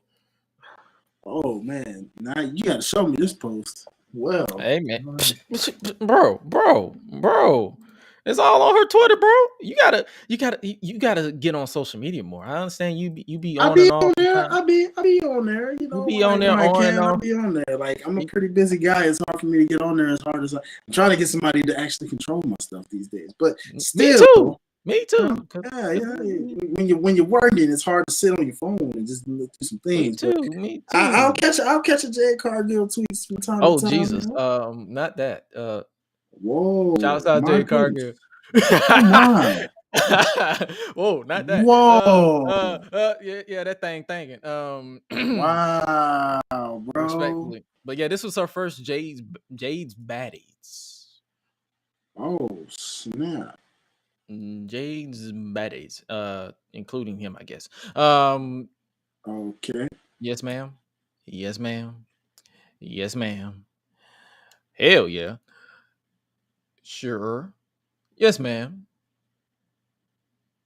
Yes, ma'am. Wow. Okay. Well. But yeah, she been asking people to. She was like, so I need you ladies to attach your baddest pictures in the city you are in for my baddie session. Let's get you some camera time. Great season along with the best looking wrestlers watching you look fine, basically. Okay. And people just been posting. Good Lord. Hey then. Shout out to the Alien. Hey. I should have known she would have been in that. She's definitely a good fit for that one. Hey, what's up? Shouts out. Yeah, you got a lot of you got some people. Some people I had to block, but yeah, because they was weird. But respectfully, and then you got this dude right here talking about. Let me see. Get into the comment section. I'm like, okay. All right. Well, respectfully. Twitter. What a dangerous site you are. Respectfully. You look kind of young. Nope. Keep scrolling. Wow. But yeah, she got a whole baddie section. I'm like, well, how smart of her to come up with that campaign. I'm actually not mad at it. Like, I'm not either. Like, I respect it. Respectfully. Great campaign, Jade. Respectfully. You had FTR. Well, moving on. Try to move on so we can stop being horny on the main. You had FTR defeat the Gun Club, the Ass Boys. Oh gosh! And during the match, you saw they teased. They had Wardlow into the arena, and shouts out Deadlock Pro Wrestling, because a lot of wrestlers was security that I follow and follow me on Twitter. And I know. Shouts out. They were part of the security entourage. They got their ass whooped by Wardlow. So you see that teasing Wardlow versus MJF. Do you think how long you think they're gonna drag it? Because keep in mind they dragged that face turn for literally a year. I think they're gonna drag it for up until when he wins that championship because they're really trying to. You've been hearing Wardlow, hearing the comparisons to the Batista run, and the way things are going, I can see Punk winning the AEW championship, MJF beating Punk for the AEW championship, being AEW champion for however long they want him to be, and then I hope it's not a whole year. It depends on how long they're trying to keep this whole. I mean, the reason why I say I hope it's not a long year is because I'm over these long reigns. True, a lot of AEW champions have had long reigns, haven't they? Yeah. They're not a fan of the transitional thing, I don't think. So I'm not saying it'd be a transition. I'm like 4 months, 5 months, not a full year. Yeah. I don't mind a 4 month reign or 5 month reign, but I don't need to see a 4 month, 5 month reign. But I don't need nobody to be 12 full year. How long has Paige been champion now?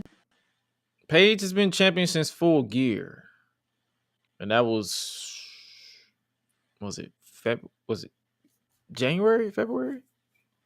Not Full Gear. Was it Revolution? He won it in February, so he ain't been champion that long. They just been booking him like a bitch, but he ain't been champion that long. Yeah, okay.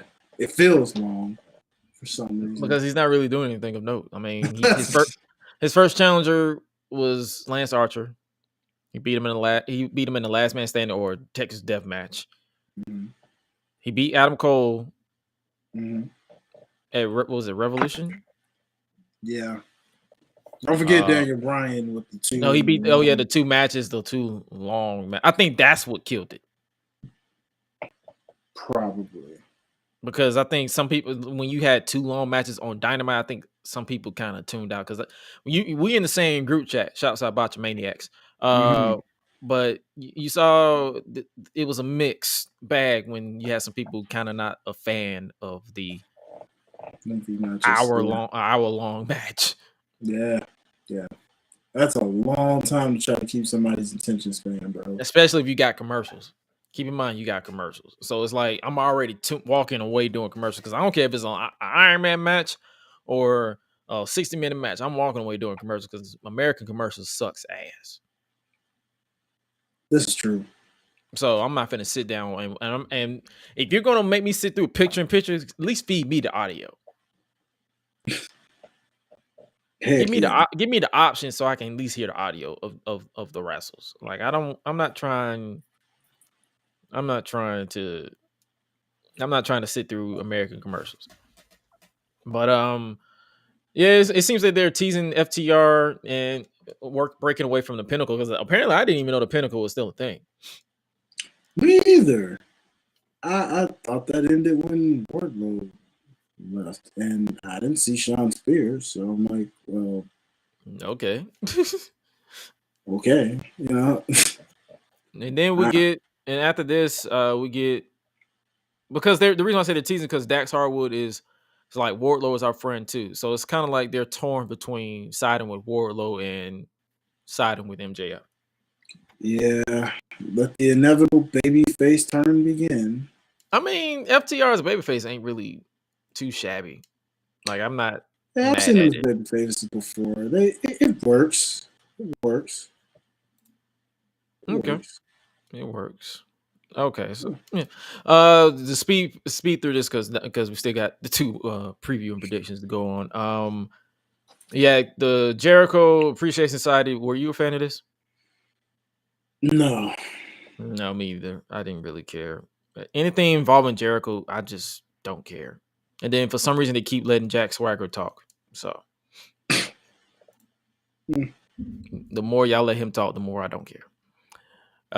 Next up, we got Wheeler Yuta versus the American Dragon Bryan Danielson with William Regal. Were you a fan of this match? This is my match of the night. Physical as F. This man spit in Bryan's face. I said I would have lit his ass up too.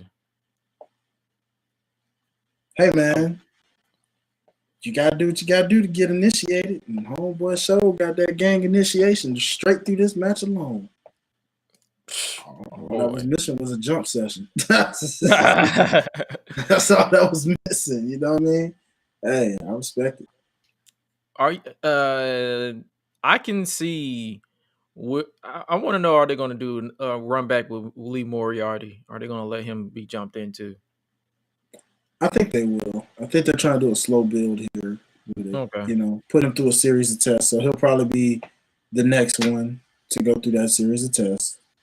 And it's possible they may add one more, but I don't know. Okay. But bottom line, I enjoyed this match, and I'm highly. I love it when William Regal's on commentary too. Just listen to this man talk wrestling. I can listen to him all day because he's a genius. But moving on. Were you a fan of this Undisputed Elite Championship celebration thing? Absolutely not. That was just downright ridiculous. Like, come on, you faking like you the champs, and we all know you're not. Now, if you're trying to preview of what it's supposed to be, cool. But why are you doing a fake championship celebration with your name taped on it? No. I'm not gonna lie. Adam Cole with the championship looks cool because Adam Cole. I'm a fan of Adam Cole. All three of them look good with it. You know, it gave me reminiscent vibes of the Undisputed era. But now they're Undisputed Elite, and I'm like, really? Undisputed Elite? Yeah, I don't know about that name, but it is what it. That to me comes off very great value-ish. You know, cola, not Coca-Cola. But cola, Sparkle Cola, Circle K. Circle K. That's what that came off to me as, to see Undisputed Elite. Like, really. I was not a fan. I'm like, nah, y'all gotta be better than that. Come up with a better name, please. I know you want to still do this and all, but come on, man. You could have came up with so much of a better name. He really should have. But obviously, the baby faces, that being Adam Page and Jurassic Express, came and made the say to get their titles back. I was not a fan of this segment. I was like, okay, whoop-de-doo, moving on. And we're moving on here. Thunder Rosa, she was interviewed by Tony Schiavone about, I guess she said she would be the face. She wants to be the face of the all women's wrestling. But every time I get to the top, there's always bullies that want to bring me down. Pillars get knocked down, but foundations remain standing. And I will be a foundation in this company. Whoever wants me, come and get me. And Nyla Rose, I didn't go through hell for anyone to attack me right away. I want to wrestle the best in the world. I will defend this. And I'm like, this is the promo that should have went down the first week that she was champion. Instead of making her like a chump. Exactly. Totally reversed. Like, really. You don't do your champ like that first. Basically, everything Britt did was for nothing if you're going to do that. Like, no celebration. And then you had Vicky Guerrero come out talking about a green card. And I'm like, oh, so we're racist now. Horrible. That wasn't it. I know Vicky has been on your podcast, and I know she's a good person probably. But from my point looking at it, I'm like, that ain't it. Leave the excuse me shit in 2012. Yeah, I get it. It's the brand. It's her thing. Yeah, like you said, it's 2012, dog. 10 years ago. And on top of that, Nyla Rose does not need a mouthpiece. I don't know what is their obsession with giving people mouthpieces. Nyla Rose does not need a mouthpiece. Have you seen her on Twitter? And have you seen this promo she just cut? She can hang. She can hang. I did not get it either. And I'm like, dog, come on. But obviously, they're doing whatever they're going. This is going to be Thunder Rosa's first challenge, and I'm like, okay, cool. It'll be a fun match. They're basically using Nyla to put Thunder Rosa over. It is what it is. But I could have done without that first promo. That's just me. Yeah. Pretty much. And then we get moving on to the, I guess you could say, the co-main event of the evening, which is the Owen Hart Foundation Women's Tournament qualifier. The Bunny versus Tony Two Cheeks, or AKA Tony Storm. What did you think about this? About them bringing in Tony Storm? I was hyped, but I'd be more hyped if I knew what was coming, because the words Ruby Soho come to mind. Bingo. What's his name, Mo? And hey guys, remember when that was a big deal? She debuted, won the Battle Royal, got her title match against DMD, lost that. Was in the TBS Women's Championship, because we actually got to see her wrestle live at Dynamite. Mm-hmm. And she lost that tournament. And she's been on Dark. And apparently on Twitter, it caused quite the stir, because apparently you can't criticize AEW, apparently, I'm guessing. Because Right.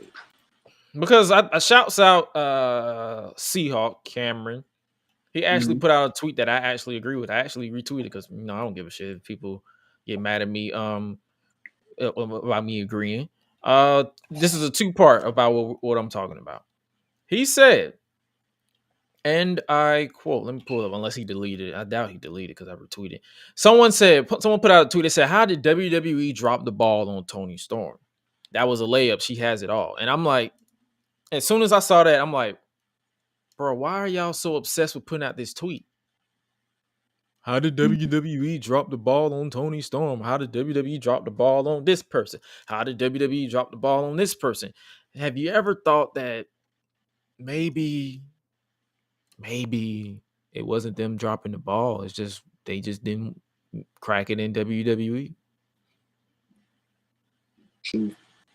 I'm not a WWE apologist by the slightest. Some of the stuff that WWE does or put out is downright boring, but I'm just stating the obvious. Yeah. And I'm over people just saying, "Oh, how did WWE drop the ball?" Tony Storm is a different case, because if correct me if I'm wrong, didn't she quit? She really did. She walked out. She left. She walked out, apparently, reportedly, and was granted her release. She requested her release. She wasn't fired, because outside of pie in the face aside, wasn't she in the ring with someone they considered their golden child in Charlotte Flair on Christmas for the SmackDown Women's Championship? Yep. They gave her the ball and she just passed on it. So before you put out this tweet that's saying, "Oh, WWE dropped the ball," shouts out Seahawk, because he said, "Good as the debut was, give this some time to breathe." Ruby Soho is also a layup, and she's in a program with a sandwich tray right now, aka catering. Of course, he put this tweet out, and wrestling Twitter wants to defend the ever living shit out of this, like Tony Khan is going to give them free tickets to watch his show live. They're not. What are your thoughts? Because I actually agree with it. Because what I did was I said, if someone wrestling on AEW Dark and Elevation is your defense for lack of depth and storytelling and said women's division, then I don't know what to tell you. And before someone says, but WWE, outside of the obvious name, their division is lacking as well. Let's be real. But the AEW is, even though 3 years, 2 years, 1 year, you're not immune to criticism. No. And we've been saying this for 3 years. Hey, give your women meaning storylines, meaningful oomph. Give them something for me to sink my teeth in. Because I don't care how long these matches are. I don't care if you give them 30 minutes, 40 minutes, a whole hour, 10 minutes, 10 seconds. If their story or their character is non-existent or downright sucks, I won't give a shit. You know, I totally agree, broski. Man, yeah, it's cool. Like I said, I'm a Tony Storm fan. I like Tony Storm, man. You know what I'm saying? She got looks the part, amazing. I mean, I'm not gonna lie when I say in the Mae Young Classic when I saw her, the way they were pushing her. Now, granted, that was a lot of Triple H's production, but the way they were pushing her was geared like in my mind. I'm like, they're trying to make her like that next Charlotte or that next like high level main event type person. So I thought, yeah, she's gonna be the future. And like you said, got to the main roster. They kind of just prematurely threw her up there. It seemed like she was just randomly on NXT, and the next thing you know, oh, look to the main roster, it's Tony Storm. And then it took forever for them to really debut her. Remember the time when she was just gone for like months? Yeah. And then, you know, like you said, they tried to throw her in a program and finally found something for her. She chose to leave after that, in the middle of that, too, because that feud wasn't really done, even after the Christmas thing. It wasn't really done. Because Charlotte, they had to prematurely throw some random women at her because of this incident. But I just don't trust it because AEW's women's division has not given me a reason to trust it. I like Thunder Rosa. And for those who keep saying, oh, why don't you watch Dark? Oh, why don't you watch Elevation? Do you think we watch wrestling 24/7? We don't have time to watch wrestling 24/7 because you know what we do? We have jobs. Yeah. We have lives. We have relationships that we're trying to build. We have other things to do. We don't have time to watch. I don't watch everything WWE puts out. Not at all. I watch Raw. I watch NXT sometimes, if I'm available, or I watch SmackDown from time to time. Yeah. I don't always watch Rampage, and I watch Dynamite, but I don't always watch Rampage. I'm not finna watch Dark and Elevation and Impact. I'm not finna watch all these extra. I don't watch that much wrestling. It's not enough time in the world that I can give to wrestling. Yeah. I'm a student of the game. I'm a fan, but I'm not finna sit there and watch it. Like, and let's be real. It's not like they have stories on Dark. It's literally squash matches. Yeah, that's definitely a squash match show. I watch Dark and I'm like, you blink and suddenly the match is over. Like, what the freak just happened? You know? So what am I watching Dark for? To see them win? To see them wrestle? Yeah. It's only so much wrestling I can see that it doesn't get to the point where it feels repetitive in the same style of match that I've seen before. It's all about the story. Are you giving them story? Are you giving them depth? Ruby Soho, her story was she was the runaway girl. She ran away to WWE to AEW, and she was the champion. She was going after the championship. The moment that the shiny new toy ran its course, here she is on Dark. I'm telling you, it's my biggest gripe is men and women. It's a shiny new toy mentality. And say what you want to say, Vince. Maybe he's a genius for that aspect. Maybe he's like, oh, okay, I'm just gonna give him some more time. And look at him now. You tried to set yourself apart from it, and now you're turning exactly into it. Everybody was like, oh, go to AEW, go to AEW. What's the first thing they do? They go right to AEW. Now, there's still a lot of talent out there that haven't gone there, but it's like, maybe that's because of by choice or whatever.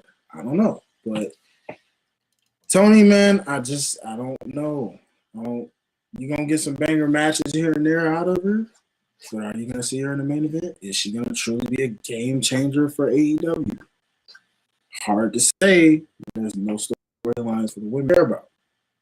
Exactly. Britt Baker carried that. And even then, if you listen to the show, I've already said Britt Baker, the character, I enjoy her. But as soon as that bell ring, I get bored after 10 minutes. That's not a knock on Britt Baker. I'm pretty sure she'll get better as time goes on, but it's like, and then what annoyed me about her reign was every match almost ended the same. Outside interference, outside interference, outside interference, outside interference. Same thing happened with Roman Reigns for those but WWE geeks. When he had constant outside interference, it was annoying me, but it was very few. The ones that he had actually won clean, like the John Cena match, some of my favorites. That's all I'm saying. Mix it up. If you're gonna have the heel be a heel, at least have her at least wearing dominantly clean. That's just me. That's just me. I don't know. That's just Give us a reason to care about the women's division. Give us a reason to care. That's all I ask. Like, you can, like I just said, you can have 30 minutes, 40 minutes, 5 minutes, 10 minutes.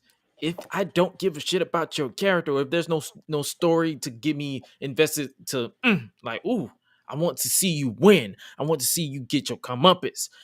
Then what's the point?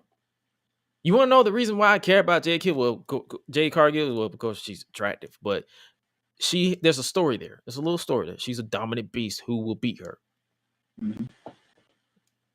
Yeah, I'll say she's green in the ring. She turned it in. She flipped it and turned it into. She's like, I'm green like money. Big facts. Y'all be talking out your asses about her matches. She said, you know what? I'm tired of looking at y'all ugly slobs. Let's have a whole baddie session of beautiful women. You can't tell me that Jade Cargill is not money. I'm telling you, bro.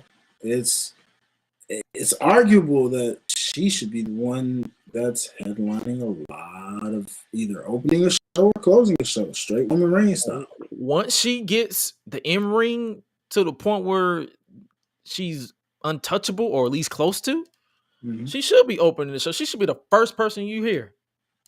A storm is coming. And then her theme music she got the whole presentation, dog.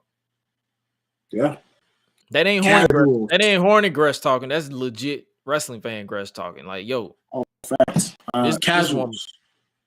You can show any casual Jade Cargill and they'll be like, who is that girl? You remember when they had a picture of them at the NBA game and people I literally showed a pic of someone of a friend of mine who was legitimately a casual wrestling fan. They haven't watched wrestling since Chris Benoit. That's how long they haven't been watching wrestling. Wow. They saw the picture of her next to Britt Baker. They said, who is the woman in green? I said, oh, that's a wrestler, Jade Cargill for AEW, All Elite Wrestling. They's like, I guess I got to check out All Elite Wrestling. Yeah. It's like, pretty dog, much. It's all about how you're booked. That's it. It's that type of effect, man. It's certain people have looks. You know, when I got into wrestling, I flipped through the channels and I saw a segment with The Rock and China. And I said to myself, who are these two? Man, they look very stand-up. It's all about the presentation. This was as somebody completely new to this. Completely new to this world. I saw a guy with these long sideburns, glasses, and this slick hair, and I'm like, talking clean trash. I'm like, who's this? Saw a woman very muscular and slim, yet just like, wow, who is this? Point blank. Presentation matters, yo. It's all about the presentation and your character. Like, you can have a whole bunch of spot field matches, but if your character sucks, don't give a shit. And look, you can say what you want to say about the E. You can say all you want to say. If it's one thing they always get right, it's their presentation, their production. The baby little Jimmy said Jade should make music and should honestly collab with famous rappers. She got the presentation for it. She really do. I don't know what her rap skills is like, and that's coming from a rapper right here, dog. But I mean, whether she can rap or not, that girl gives Megan Thee Stallion a run for her money. I'm just saying. Point blank. I said it. Hey, man. Just on a presentation alone. Hey, man. That's enough AEW Dynamite talk. I mean, Andrade beat Darby in the main event. It was a okay main It was a event. banger. It was a banger. It was a It little was a bit banger. banger. Depending on what you like. It was banger. Yeah, Andrade needed that win. Let's be real, because this dude. Talk about another guy. You're like, what the freak happened to him? Remember when he was a big deal too? Shoot, so many guys that were so much of a big deal, and then it just kind of fell off. Shiny new toy effect, man. That's my new thing for AEW. They're the shiny new toy company right now. But before we move on to our 2 preview and predictions to wrap up today's podcast, shouts out DPW, Deadlock Pro Wrestling. Like I don't know if you've ever gotten around to checking them out. They're a nice little independent company. Somebody recently that's just popped up that you might be a fan of. JTG was in the building. Yes, sir. Jay the God, as like he was like the God. Yeah. He's been on there as well, killing it. Kid Bannon, shouts out Kid Bannon. We are a Kid Bannon Stan podcast. Like I just like Deadlock Pro Wrestling. Like that's just something that I've actually just been enjoying from the intimate. I'm gonna send you some episodes. I believe they just dropped their 7th episode today. They premiere every, I believe, Thursday at 6 o'clock. It's like a solid hour, if that. Of Deadlock. I can give you some names that I could tell you to look out for right off the rip. Look out for what's his name? Lucky Ali. Dude, brilliant heel. I put out like a little comparison. I said, yo, he reminds me of the Velveteen Dream in the ring, but not as creepy. So if you have a chance, but I would never compare him because but better. Let's put it that way. He's better. He's not weird. If you get a chance, check out Lucky Ali. You can even just look up Deadlock Pro Wrestling. I believe he's been featured on quite a few. He's legit. From his selling to the subtleness that like he knows how to trash talk. He's one of those guys like, you know how I say I'm a fan of storytelling. He knows how to tell a story. I'm with it. Lucky Ali, NDA, The Reality, which is led by Chris Dink. You got so many. It's a nice little balance. You got some women's wrestlers as well. It's intergender wrestling. Like if you're into intergender wrestling, that's your cup of tea as well. Check out Deadlock Pro Wrestling. DPW Fire. I checked that out. The link is right there, and it's something that I recommend as well. The baby little Jimmy said, imagine AEW put a celebrity female in wrestling to fight with Jade. It'll be a minute before that because she's, like we said, she's still kind of new to the biz. She's still they will have to really build that trust with her to put her in there with a celebrity. Who do you think they would try to put in there with her if that was to ever happen in the future? I don't know who in the female act on side of thing is interested in wrestling. Who do you think outside of Snooki? Oh God, no. Maybe here's a wild thought. This person always wanted to get in the ring. Maybe Chili from TLC. I forgot all about Chili. She always wanted to get in the ring. She said, and I just had me some chili the other day. That was some good chili. That was some good chili. But I mean, she is pretty fit. You know what I mean? She stays in good shape. So I mean, you never know. Maybe unless they're trying to go the clout route, and then you could, wow, that rhyme. You could probably just, I don't know, like Cardi B, I guess. Meg. Maybe. It depends. Well, we'll see when we get there. But DPW Fire, if you haven't checked them out. Check them out there on YouTube or check them out at deadlockpro.com. They all started from a podcast. It's just 3 YouTube content creators that just said, you know what, screw it. We want to start a wrestling company. And you never know. We might start our own wrestling company. Freepedia. You never know. Moving on to Ring of Honor Supercard of Honor. Because did you remember this show was the thing? Totally forgot about it. It goes down this Friday, tomorrow. Sounds about right. WrestleMania week, man. All the wrestling. Tomorrow at 8, but it is Ring of Honor Supercard of Honor because apparently, for those who don't know, Tony Khan is the owner of Ring of Honor Wrestling. He is the owner of Ring of Honor. So, who do you? Okay, so I really didn't pay too much attention to the match, so we're gonna speed round this. You ready? Let's do it. All right, baby. This match, who you see winning? Jonathan Gresham versus Bandito for the Ring of Honor World Championship. This is gonna be nice. I'm gonna give this one to Yokinfo, our boy Gresh, Jonathan Gresham, man. Do you? But then keep in mind, just announced Tony Khan. I guess Chavo Guerrero finally got a call back from Tony Khan. Bandito has hired Chavo Guerrero as a manager. Do you think that play a factor? Not really.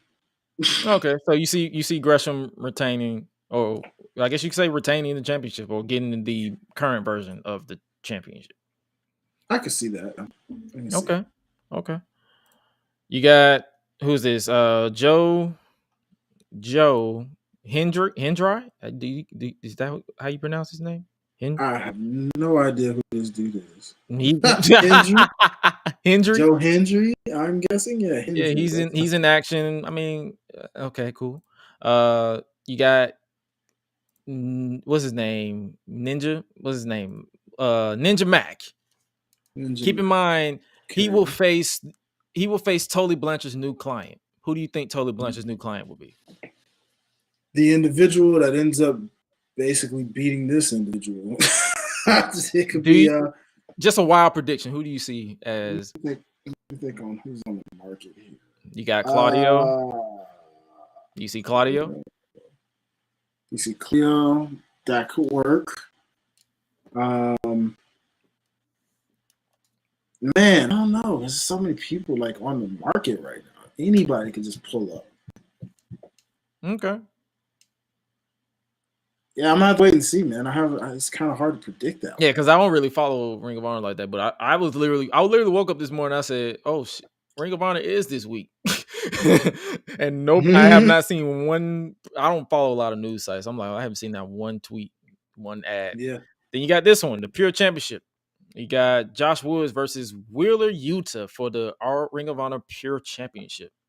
Okay, so I definitely am familiar with Josh Woods because he's the one that beat Gresham after his long streak. I still have not forgiven him for that, but the kid is good. I'm not gonna lie, the kid is good. So, given that we know this is cross promotional, I'm gonna give this one to Woods to retain.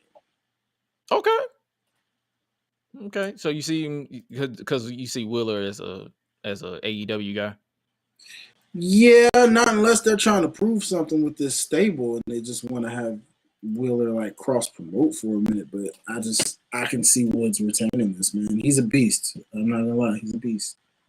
Okay. Next one, you got this one just announced this morning or this afternoon. You got this beast of a match. You have Rhett, I believe that's his name, versus Minoru Suzuki. This man is about to die. Oh yeah, he's gonna die. But he looks like the type of guy that can take this type of whooping. I think this is what he wants. I'm gonna go with Rhett for this one. You know, usually with the veterans, man, they're usually there to kind of see what you're made of, and very rarely do they usually win. But I mean, keep in mind, this is Minoru Suzuki's first American championship that he's pursuing. Wow. Okay. Very first. That's a nice little note. Well, Suzuki, you're a legend and you're dope, but I don't think you win this American championship. Not this one. Not this one. Not this one. No. Not this one. Because that will require you to be on TV more. Yeah. And he's a Japan mainstay. All right. Then next up, you got Jay Lethal versus Lee Moriarty. Wow. Here we go. All right. This is our first AEW at Ring of Honor match. Yep. Wow. This is a tough one to call. I'm gonna give this one to Moriarty, man. I mean, Lethal's been putting people over, and I think he wants to put over our guy Lee. Okay. It's gonna be a banger, but I can see Lee pulling this off, man. Then you have this one, the interim Ring of Honor Women's World Championship. Keep in mind, Ooh, all Deonna right. Purrazzo is the current Women's World Champion, but she is booked on Impact's multiverse of matches that is going on literally at the same time as this show. I know, crazy, right? So a lot of wrestling that I will not be watching, but Wow. who do you see pick when I don't know too much about Willow? I know a lot about her, man. This girl's a beast. Explain Do to not me let her about who Willow is. So Willow is on the come up, man. She's actually been in some matches on AEW Dark. She's been getting some shine on Dark. But this woman is a beast. Like she uses her size. The best way to describe her is almost kind of like, think about Hugger Bailey, but not quite as corny. Like she has that friendly nature to her. But then when the ring goes on, she goes hard, bro. Like, yeah, got a lot of power and strength to her, but also just like fun, lovable, and can really kick tail, like seriously. So this is definitely going to be physical. I can see it already. I'm excited. This is a match I definitely would love to see. I don't know if I'm going to watch it live, but I will watch this some kind of way. Do you think how do you think this goes? Do you think Willow wins or do you think Mercedes wins and they build to a Deonna versus Mercedes rematch? Because I believe they wrestled on Impact. It would be nice. I could be wrong. It would be nice, honestly, but I really think Willow takes this, honestly. Like Mercedes, again, has that veteran presence to where I don't think she's out to win too many championships right now. I think she's just on a tour of just wrestling and just going hard against any and everybody she can wrestle. And she's another signing for AEW, so she's on the AEW roster as well. So this is true. So I can see Willow winning this, and then her and Deonna Purrazzo having like a banger of a match at some point. So I'm gonna give this one to Willow. Okay. Then you have this one, the one that I'm interested in because of who's in it. You got Swerve Strickland versus Zane, Alex Zane, I believe that's his name. Okay. You know, because I've been listening to his theme music for probably more than I should. But it's a part of my gym playlist, so you already know I listen to Swerve. To Big Pressure by Swerve, the realist. Yeah. This look like a banger to me. I ain't gonna cap. Because Swerve is someone I enjoy watching. Oh yeah, man. You know, anybody that gets in the ring with Swerve, you gotta make it a banger. You know, Swerve's one of those guys that has that it factor, like an AJ Styles, where you just put him in the ring with anybody, he's gonna have a certified banger with you. So I already know, man. I'm team Swerve over here, bro. I'm taking Swerve for what's gonna be a banger. Don't know a lot about this Zane fellow, but I think I've heard of him. I've heard the name in passing too. Yeah. So this should be a nice little salute come up for him with Swerve getting the win. Okay. And then you got this one, for the Ring of Honor World Tag Team Championship. You got the Briscoe Brothers versus FTR. Woo! Now you're talking. Hey. Hashtag them boys versus hashtag top guys. God damn, my guy. I don't even know. I'm torn on this one for real, bro. This is gonna be interesting, man. I'm taking the Briscoes, bro. I'm taking the Briscoes. Like, this is gonna be a banger. To me, this will be my match of the night out of this card. But as a fan of tag team wrestling, yeah, I can see this going crazy. Yeah, you know what I'm saying? Like, I love the Briscoes, man. I've been following them. They were one of the reasons I actually enjoyed Ring of Honor to a degree. Okay. And even still kind of kept up with it was because of the Briscoes, because they're like the flag bearers of that company. So, yeah, man, I definitely see the Briscoes taking this one, man. Okay. And that is your Ring of Honor Supercard of Honor quick speed round run through. And honestly, I'm ready for it. It goes down tomorrow at 8 p.m. Eastern on Fight or pay-per-view. Will I watch it live? Probably not, because I don't know half of this card. You see, I had to get you to do the breakdown for this to kind of Some explain of because these. most of these people, I'm like, who are you? Yeah. Who And are even you? me, I was the same way. I mean, there's names I do know and names I don't. So it's like it's I've watched Ring of Honor at times, so I do know some of these names. Not well enough to can tell you everything, but I can give a little bit more breakdown than my boy Crash, and I get it because I get it. It's tough to keep up with all of these promotions, y'all. Like it's not that we're not fans. We love every come up wrestler that we don't know about and love to find out about them. But man, Oh it's yeah, just most tough definitely. trying to watch. It's tough trying to support every promotion as much as we can, bro. Like Yeah, we try to watch as much like we try to go out of the way. Like that's why I try to follow a lot of wrestling accounts that knows there's not dicks, but they also know how to showcase like, hey, you should check out this person, you should check out this person, you should check out because I want to learn from because a lot of people particularly listen to the original incarnation of this podcast because I had this fondness and love for Japanese wrestling. And I mm-hmm, still do. I try to watch as much as I can, but it's like I'm trying to watch everything mm-hmm, because there's much more than sports entertainment out there that I'm a fan of, and mm-hmm, it's like sometimes I'm a fan of the match, or sometimes I can watch classic matches mm-hmm. and have a fun time with it. But Right. moving on to SmackDown tomorrow, or I should say WrestleMania SmackDown. Oh god. You have a triple threat match for the SmackDown. Oh, and I'll say SmackDown. The Intercontinental Championship. Who you see winning this one? Because Ricochet has been losing nonstop. That worries me. I just don't get it. Has to be right now the weakest Intercontinental Champion I have ever seen, And we've and had I quite don't a few. get. I don't get it. I don't like. You literally just beat Sami Zayn, and now it just goes to show they've devalued this title again. Wow.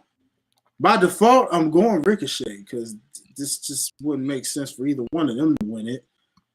I don't get it. I wouldn't get it. So yeah, by default, I'm giving this to Ricochet. The next one is the Andre the Giant Memorial Battle Royal. Oh god, I forgot about that. Oh, kill me now. Oh, Dog, look at this card. it's just a bunch of jobbers, bro. I'm sorry. And freaking Priest is in this? And Finn Balor, the United States champion. Jesus Christ. So you mean to tell me they couldn't find no mid card title for WrestleMania? The This actual show is 2 nights of show. It's a 2-night show, and they couldn't find. Who do you so see? Who do you see winning this I I off of this I graphic alone? I guess I'm just gonna go with the guy that is most protected from this, Who is and that that? would be All of them? Priest, I guess. Yeah. He's the only one that realistically has been less Less pin. irrelevant. Yeah, well, yeah, that too. Shout out to my boy Truth. I see my boy in there, but we know how that goes. Just, Yeah, we know he's gonna be the kicks and he's gonna be giggles. he's gonna be the haha. But Yeah, shout out. Well, we know Reggie's situation. He's getting married, so he won't yeah, be. So we he's gonna. think. So we think. Shout out Finn Balor because NXT Finn Balor when he turned heel was chef's kiss work. Oh yeah, Other than that, I can only see Damian Priest or Finn Balor winning. pretty much. Shouts out Hurt Business, but we know they're not winning. The job business, yeah. The job business, yeah, because they don't even know what to do. They call him Hurt Business, then Bobby Lashley say he's the Hurt Business, and I don't know, man. Jesus. But yeah, SmackDown. Yeah, that I might end up watching Ring of Honor. SmackDown's a no for me, dog. Yeah, I might end up just watching Ring of Honor, dog. Yeah, it's a no for me, dog. I'm good. I might have to watch Ring of Honor, bro, because Uninterested it's not looking interesting to me at all, dog. at all. Like, I'm sorry. It's not looking. get that weak mess out of here. You know what I'm saying? trying to tell you, bro. That's a big block. It screams filler because you already know Roman and Brock had their promo battle on Raw, so you know they're probably not going to be on SmackDown. You're probably going to see a whole bunch of hype packages. Who else? You probably not. It's probably going to be literally a 2-hour show of hype packages. That's what I'm thinking. Yeah, like literally with the show being the next day, they're not gonna really wrestle anybody. So yeah. Nah. So I don't see it. So we might as well, before we get about it, we might as well give our preview and predictions, the speed round version, because we pretty much done gave a full breakdown of over 2 hours ago of everything that's been going on to this point. Might as well give our preview and predictions for WrestleMania Night 1, and we might as well start off with this one.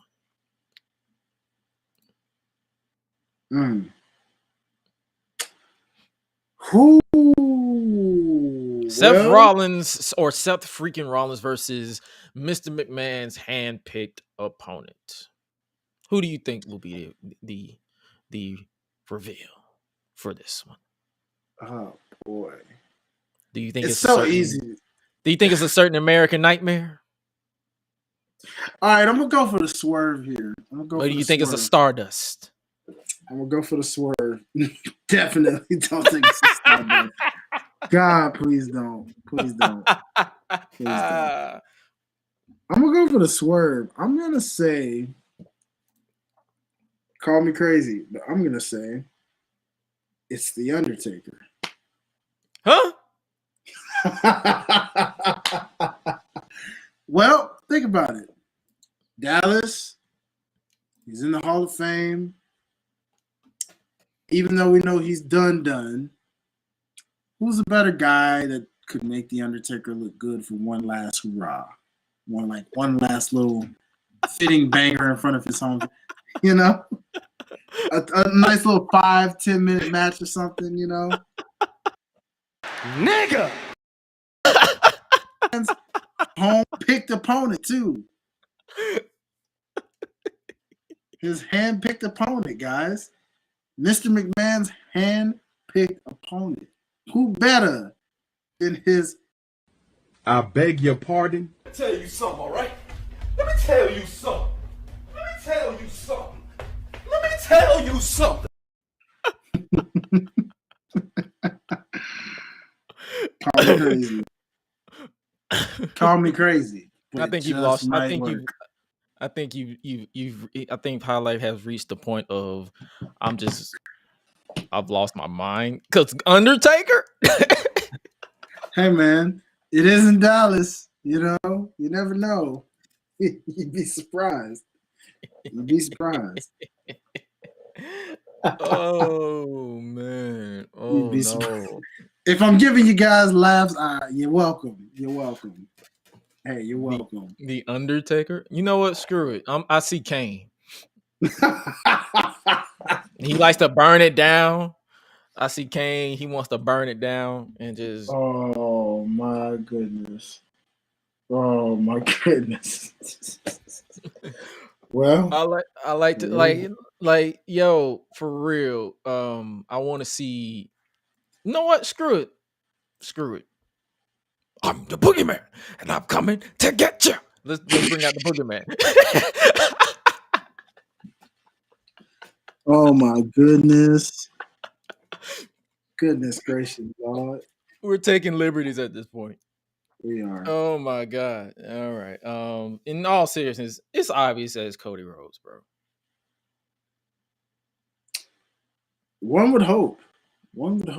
Oh, do you really think that they're gonna swerve us and just do? And who would be the swerve though? Shane?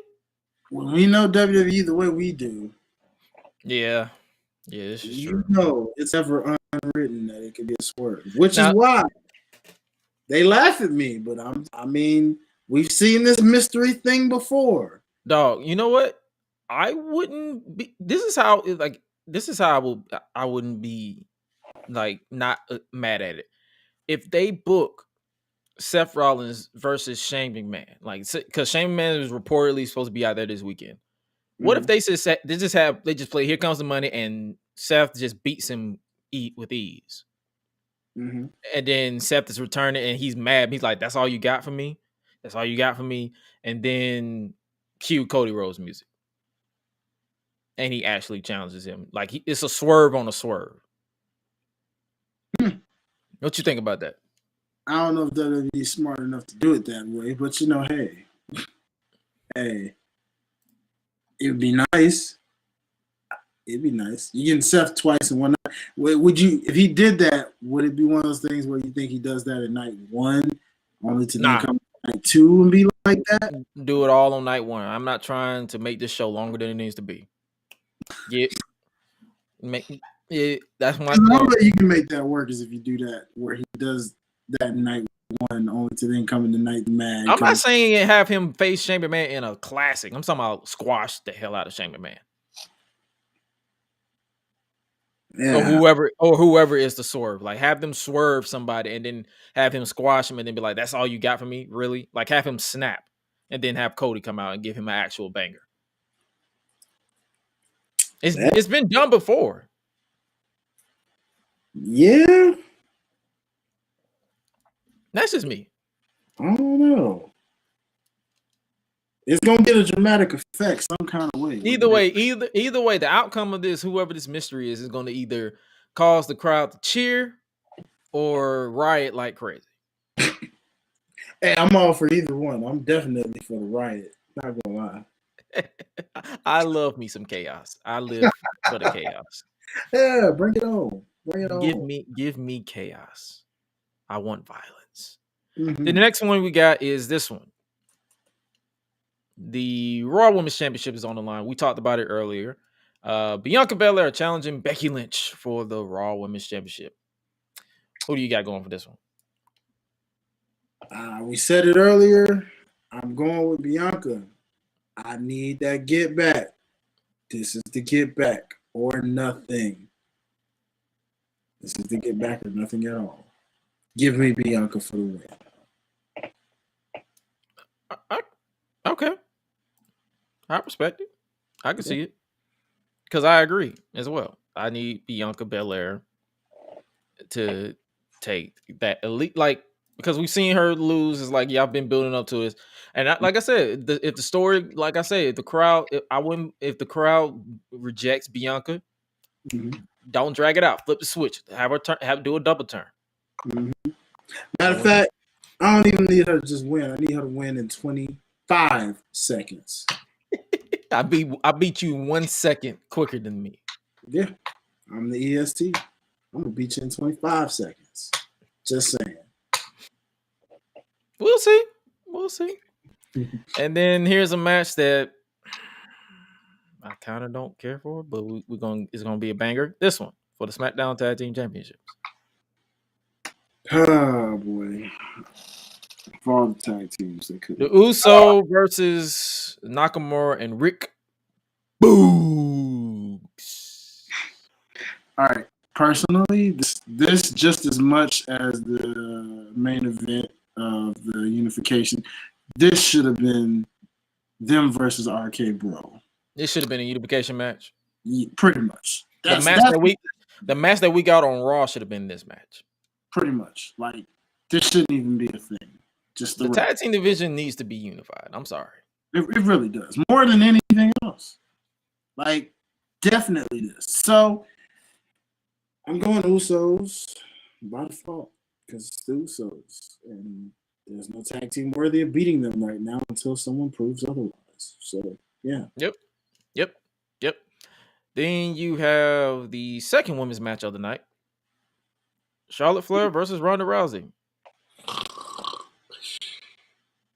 Oh, boy. Do I even care? I ain't even finna pretend to care, bro. I am not about to pretend to care. I'm not finna force it to care.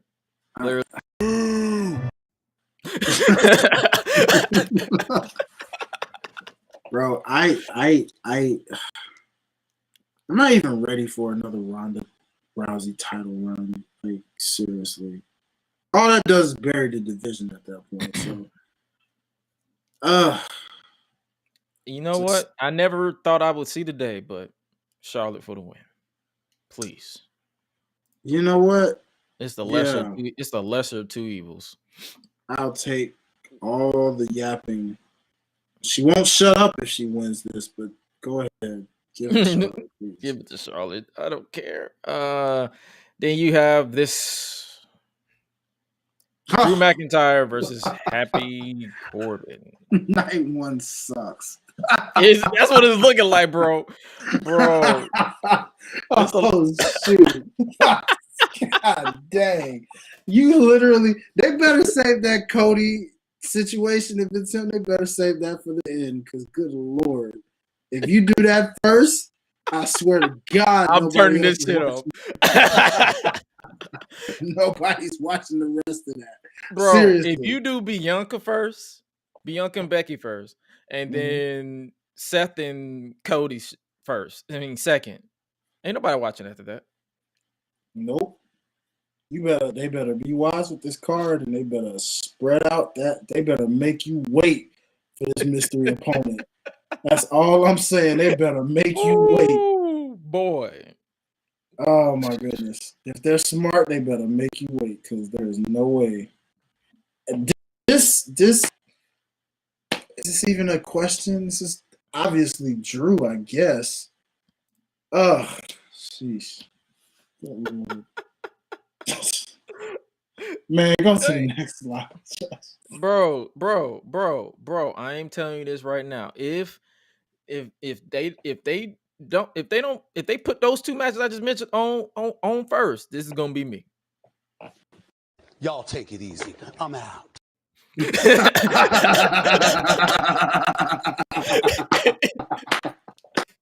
Y'all take it easy. I'm out. In that order, in that fashion, yes. Like, dog, come on. See you in night 2, people. That's it. And then look at this porn stash on Baron Corbin, bro. Oh my God. Don't even get me started. Bro, but the next match is this. Oh, man. Okay. Jeez. The New Day versus Sheamus and Ridge Holland with Butch. Well, I don't even know what to say about this one, because the last time the New Day did something with Sheamus at WrestleMania, that didn't go too well. So yeah, you're right. I don't even know, bro. And given the reputation of that one over there, it's what he just did to that guy. Oh man, this is not. No, I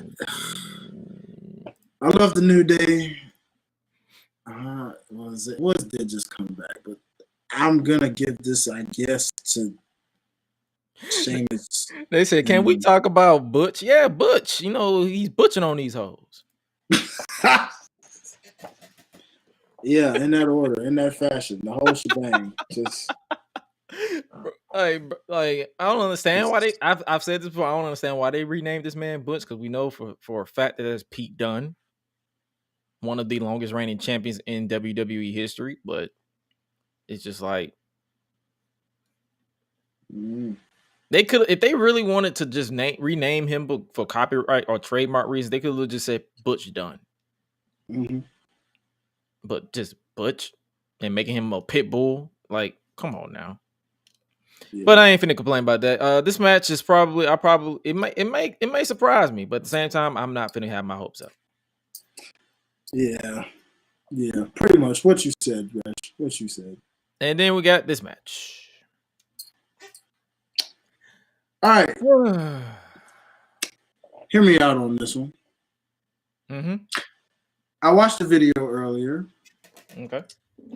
WWE had a video where they were showing Logan training. Paul. Yeah, and not gonna lie, as much as I don't care for these Paul brothers, I'm not gonna lie.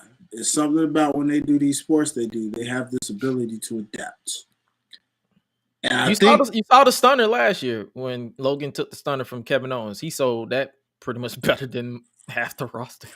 Yeah, and I'm not gonna lie. On the slick, I got this as you remember Bad Bunny last year and how nobody cared about that. But it stole the show. I got this one, and it's something about Miz. He's not getting enough credit for this because this will be 2 times in a row if he pulls this off. I think this may be a potential night 1 show stealer. I really do. I think this is going to be a moment where Logan Paul going to be doing some things that's going to get fans respect. Okay. So as far as wins this, I'm actually going to give this one to Miz and Logan Paul, actually. I think they actually pull this off and win. I wouldn't hate it, but prepare for that heat, because Logan Paul gets booed more than the Miz. He does, but it's for that reason right there that's got me thinking like, there's something here, because watching that video reminded me and said, you know what? Miz has a thing that works with this because he is the example of what Logan Paul can be. Okay. So I wouldn't be surprised, man. I'm going to have the Miz and Logan take this one, bro. And then we're going to close out with the supposed main event of the evening. That is the Kevin Owens show with Stone Cold Steve Austin. All right, scratch that. I forgot about this. I'm not going to lie. I forgot all about this, y'all. So let's just put it this way. If you do open up with Seth Rollins, because more than likely you're probably going to close out with this moment. So my advice to you, WWE, with night 1, you better spread this out correctly, because I'm telling you now, like you just said, Gresh, if they start off with Bianca and Seth, ain't nobody caring about the rest of this night until you get to this very moment. Y'all take it easy. I'm out. My point exactly. Until I hear glass shattering, I'm out. I'm out. Y'all take it easy. I'm out. But do you see this converting into a match, or do you just see like a stunner and done? Because if you keep in mind, they've been teasing that Stone Cold hasn't wrestled in 19 years. They haven't been saying he hasn't made an appearance, because we're going to keep in mind this man has been appearing literally since he retired. You know what? This is definitely a camouflage. It won't be a typical KO show thing. They may have the set, right? Mm-hmm. I'm getting more brawl, like it'd be a match, but it's a brawl type of match. Yeah, street fight-ish in a way, maybe, or something. But yeah, this right here is gonna be something, and I'm excited to just see what Stone Cold still got. Because be prepared, ladies and gentlemen, you're gonna hear it. You still got it. You still got it. You know, it's coming. Yeah, of course. And yeah, you see it converting into a match, and whoever wins, this is one of those you can't really predict. No, yeah, because Austin is the type of guy that would give a guy like KO the rub. You let him get the stunner. This is true. But at the same time, stars do. This is a tough one to call. Honestly, it's a tough one to call. I see KO getting his tail whooped, but ultimately, can he get the win? If this is a match, I would not be surprised. So I got KO stunning the world. Okay, stunning the world. That's literally his graphics. Yeah. Pretty much. Now we're going to move on to WrestleMania Night 2. We're going to start off with this first celebrity match. That is in an anything goes match. Sami Zayn versus Johnny Knoxville. Oh my God, I'm loving the celebrityness around here. This is interesting.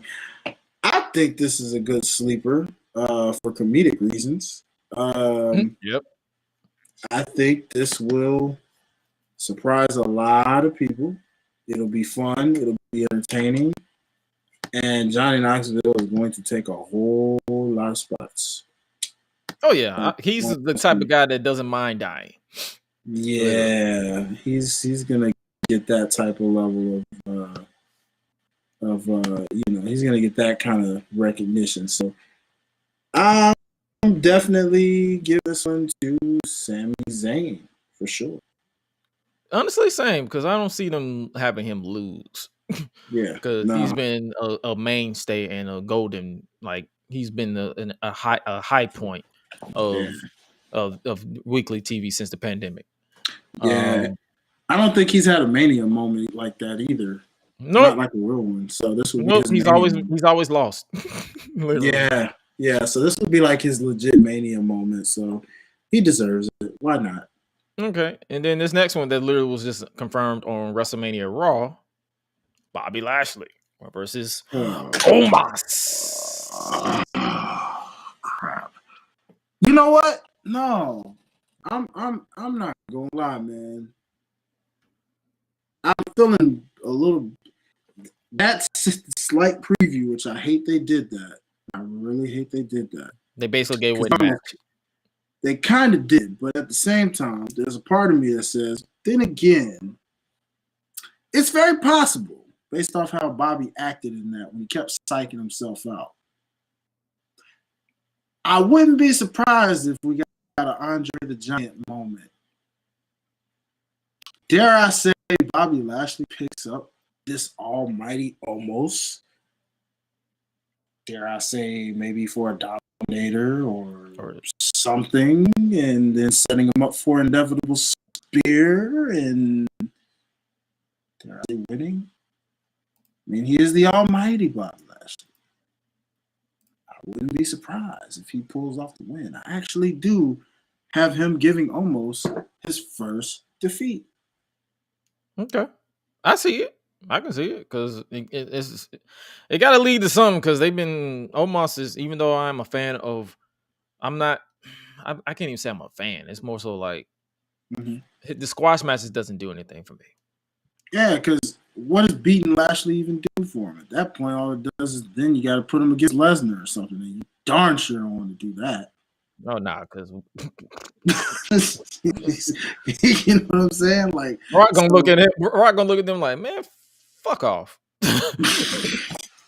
That's literally what he gonna say. Exactly. That's why I said I think this is a better moment to set up Lashley for an inevitable rematch with Lesnar somewhere in the line. So I could see him having his like crazy Andre the Giant, Hulk Hogan Andre the Giant moment, and just like doing the impossible and just going over from that. Okay. Next match we got is the Fatal 4-Way for the Women's Tag Team Championship. Remember those titles are still a thing. You got Carmella and Queen Zelina versus Rhea Ripley and Liv Morgan, or what they like to call Liv for Brutality. You have the Boss in Glow, which is Sasha Banks and Naomi, versus the who is Natalya going to team up with this year group being Natalya and Shayna Baszler. Oh, I love it. I'm not gonna say by default. I ain't gonna say that. I want Boston Hook. I mean, I said Boston Hook. I want Boston Glow. Yeah, I want Boston Glow too. We're right there with each other, brother. One, because Sasha needs her first at WrestleMania, and this is the perfect way to do it. Because nobody cares about the rest of this. Even though I do like the pairing of Liv and Rhea, should have did that the first time around, but whatever. I'm going Boston Glow for this one. So yeah, 2 mania moments for 2 black women right there. Let's go. Yep, I'll take it. And moving on, you have this one, the final celebrity match of the WrestleMania weekend. That is Pat McAfee versus Austin Theory. This will be a sleeper too, because keep in mind, Pat McAfee, he has some bangers in NXT. Oh yeah, I was gonna say this will be a sleeper. For night 2, this will definitely probably be a potential show stealer. I'm giving this one to Austin Theory because he's getting that rub. Yeah. And I just don't see him losing right now. So, or at least clean. Yeah, cleanly. Yeah, I mean, if he's losing to anybody, it's somebody like on the level of Roman or Brock, those type of guys. But right now, anybody like mid-tier and he's winning. So yeah, Theory for the win. Okay. Then you got this match. You have another triple threat tag for tag team titles. You have RK Bro versus Alpha. I say Alpha Academy. Thank you. Well, thank Versus you. the Street Profits. Who you think? Who you think taking the dub? Shush. Shush. Man, this is tough to call, honestly. I got RK Bro for the dub. Yeah, for the dub, because at some point they'll break up. But do you think the Street Profits turn heel here? It's possible. They've been teasing it, but it's tough because maybe they're just doing that for WrestleMania Edge just to prove a point. So okay, it's hard to call that. We got to see a little bit more beyond this point for me to really determine that. But I just by default, the crowd loves RK Bro. They, even though Alpha Academy's over, they're over in terms of getting booed, but they are over. I just don't see them having a Mania moment to win, so I'm giving this to RK Bro. Okay, and then you have this match, the dream match to some people. I mean, yes, it's a match that I'm looking forward to. You have the pinnacle of professional wrestling, the rated R superstar Edge versus the phenomenal AJ Styles. Man, this is a different Edge than we're used to. He's the pinnacle. He's arrogant. He says, "I'm the great." He's the greatness of professional wrestling. So, I'm so hyped and like amped for this entire match. Build has been amazing. The promos have been amazing. Everything. Believe it or not, I'm gonna go with AJ win this. Do you think what'll be a slugger, like a real slugfest? Do you think AJ wins this because he needs to be in the main event scene? Because we all know Edge is going away at some point. Yeah. I think this it gives AJ a real solid Mania moment. I know he's won that Mania, but like I think it's like this would be his biggest high profile Mania match that I know of since his first one with Jericho, I think. Do you see this as a one and done? Or do you see them running it back at some point? They can run this back depending on how the match goes. Okay. I could see them running it back, but I definitely it depends on how far Edge wants to take this new version of him. If he's really riding this, then yeah, I can see them running it back for a rematch, and then maybe even a rubber match if it comes to that. But it's kind of similar to what he did with Seth Rollins.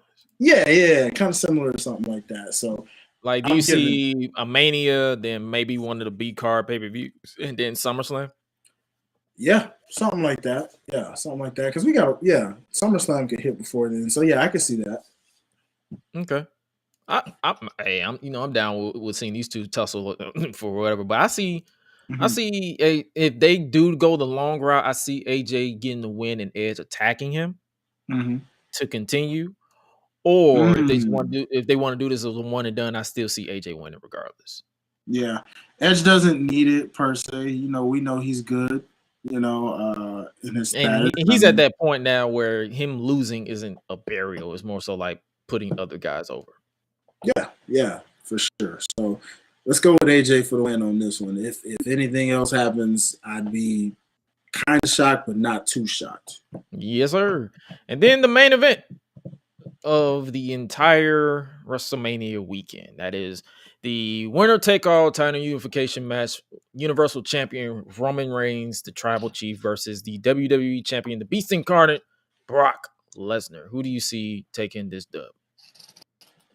For the record, let me just say that Night 2 has already shown that it is light years going to be A, shorter, and B, a lot better than Night 1. I guarantee you that much. Yep.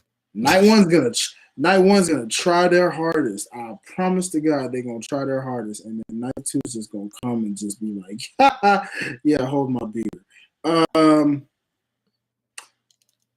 I have been so back and forth about this because I'm like, who needs this more?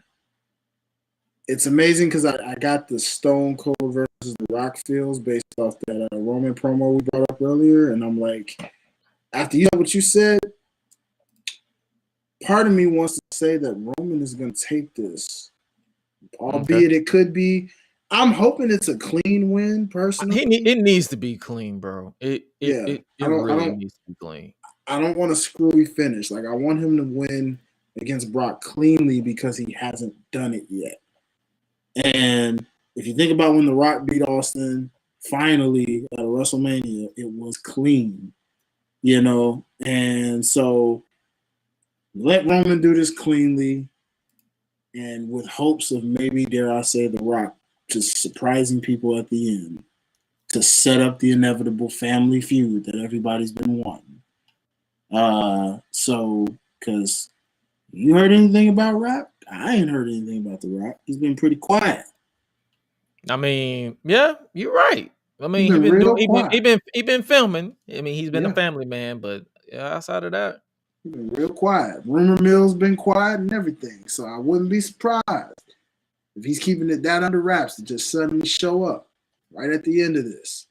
You know, one thing about Roman's matches, we've always known. Usually, if he wins, there's always someone at the end. Yeah. He's interrupted every time. Every time. First it was John Cena, then it was Brock, and now it'll be Rock. Like we said, it'll put him on that big mode to where it's like, bro, who's going to beat this man? Yeah. Yeah. So I'm going to say Roman takes this one in a clean way, hopefully. And as far as where Brock goes from here at this point with that, maybe he takes a break for a bit and then he comes back and I don't know who he feuds with. But see, again, why I'm torn is because this version of Brock's been on fire in terms of personality. Yeah. He's over. So I can't say I'm surprised if he does win. I'm just hoping Roman wins to further continue this because I don't know what Roman has after this if he loses. You know, he can go on a spiral as like he shouldn't lose, like he can snap, but we've seen that done before. Yeah, exactly. So I got Roman. We'll see how it plays out from here. Yep, I agree. But that is your WrestleMania preview and predictions, man. We've been going for a good minute for today's podcast. This has been fun. I had some little mini notes that I wanted to get your opinion on.